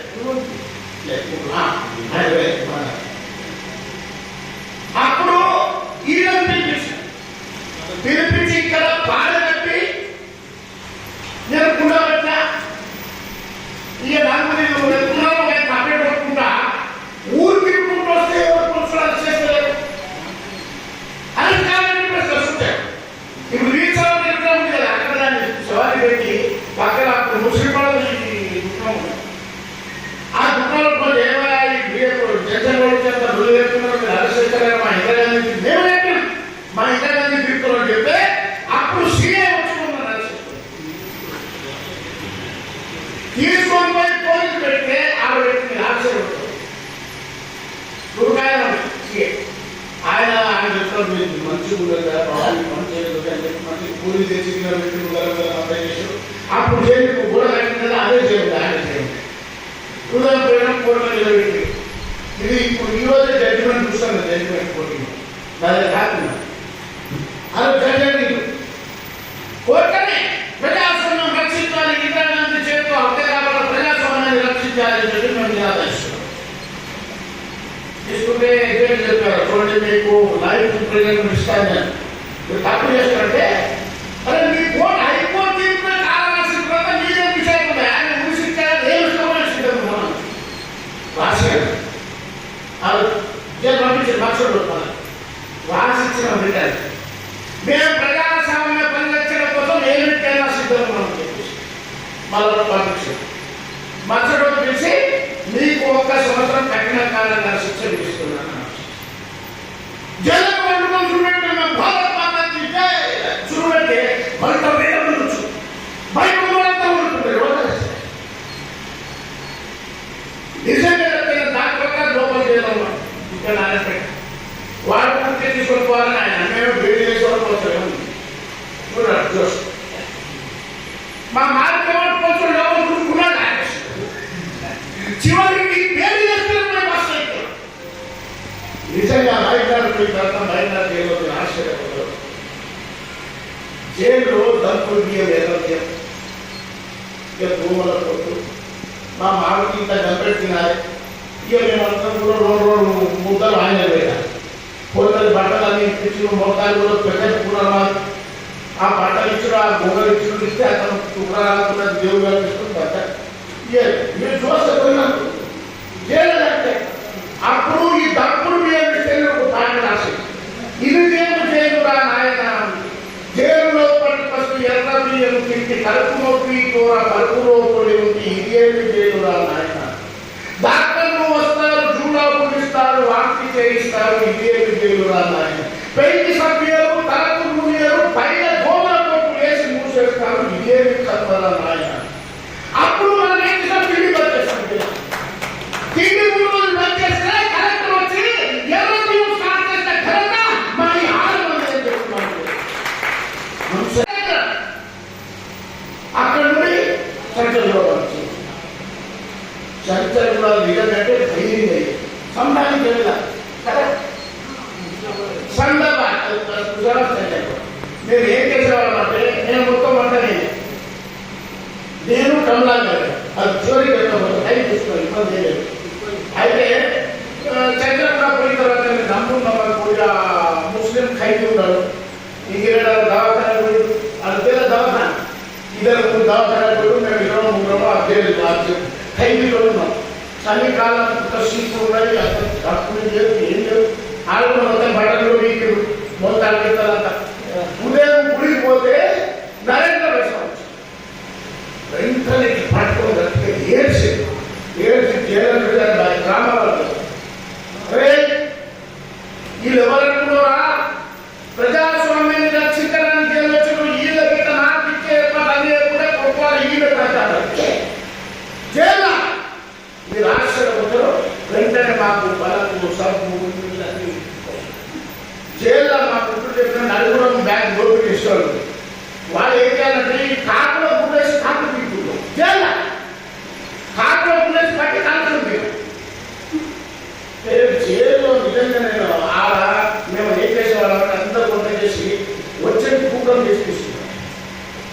సౌగ్రామ్ రావాలి, 50 గ్రాములు హల్దీ రావాలి, 20 గ్రాములు పసుపు రావాలి, అన్ని లెక్క చేసి కూకం చేసుకుని మొత్తం 500 మంది మొత్తం వంట చేసిన తర్వాత వారానికి 8-9 సత్తుల మిరపకాయలు మిగిలాలి, అన్ని మిగిలాలి, అన్ని బయట అన్ని.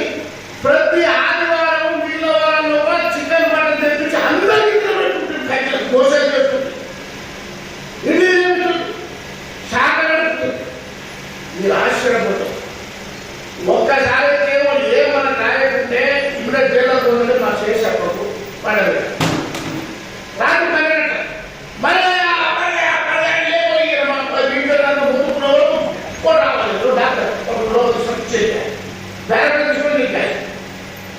రోజు చేస్తాం. 20 మంది బాగా, 30 మంది సబ్బులు, 40 మంది నూనె, ఇంతమంది ఇచ్చిగాలు ఇవ్వాలి. డాక్టర్ రాష్ట్రం చేసిన అది రాసుకొని పోతే మొత్తం అందరూ కూడా ఆలోచిస్తుంది. నిజంగా మీరు నమ్మకం మా చేసే పోయారు చెప్తాను. నాగప్ప అని చెప్పేసి ఆయన పాపం జైలు వచ్చింది, గర్వాలయ జైలు పడ్డ పెద్ద మంచి అప్పటికే పెద్ద మంచి పండుకుపోయాయి. ఊడిపోతే ఏం చేసిందంటే జైల్లో ఉత్తరం రాష్ట్రం ఆమె చంద్రపురం నక్సైతున్నాడు, మనం ముసలాబాద్ ఉన్నాం. ఏమని రాశారంటే మీ యొక్క ధైర్యాన్ని సాహసాన్ని నేను మెచ్చుకుంటాను, బయటికి రావడానికి పెళ్లి చేసుకుంటాను ఇలా జైలు. ఆ జైల్లో ముసలి తీస్తాను, ముసలి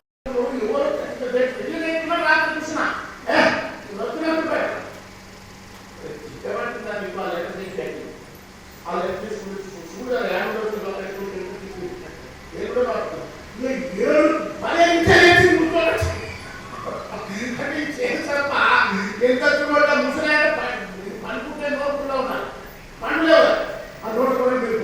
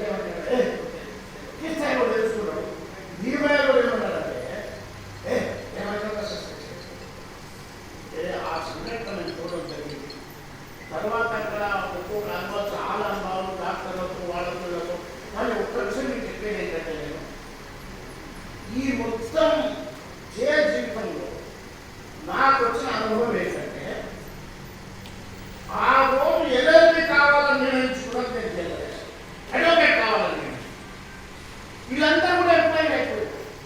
నేను ఒక్కనే దాంట్లో జైలు నుండి బయటకు వదిలేదు, వదిలితే బయట ఎవరు ఎక్కలేదు. అభ్యర్థి దొరుకుతున్నాయి మా బయట అట్లా ఎలక్ట్రీ దాని మీద కచ్చేసి పుడుచుకొని మీరు ఆశ్చర్యపోతారు. నువ్వు దాన్ని ఆశ్చర్యం కదా, అదే ముసరాడు. అక్కడి నుండి అభ్యర్థులతో మా ఆఫీసు కన్సల్ట్ ఆఫీస్ ఆ నుండి మా బస్సులో పడకుండా వచ్చి ఆ నుండి మన బస్సు ఎక్కి ఇక్కడ Like, share, subscribe.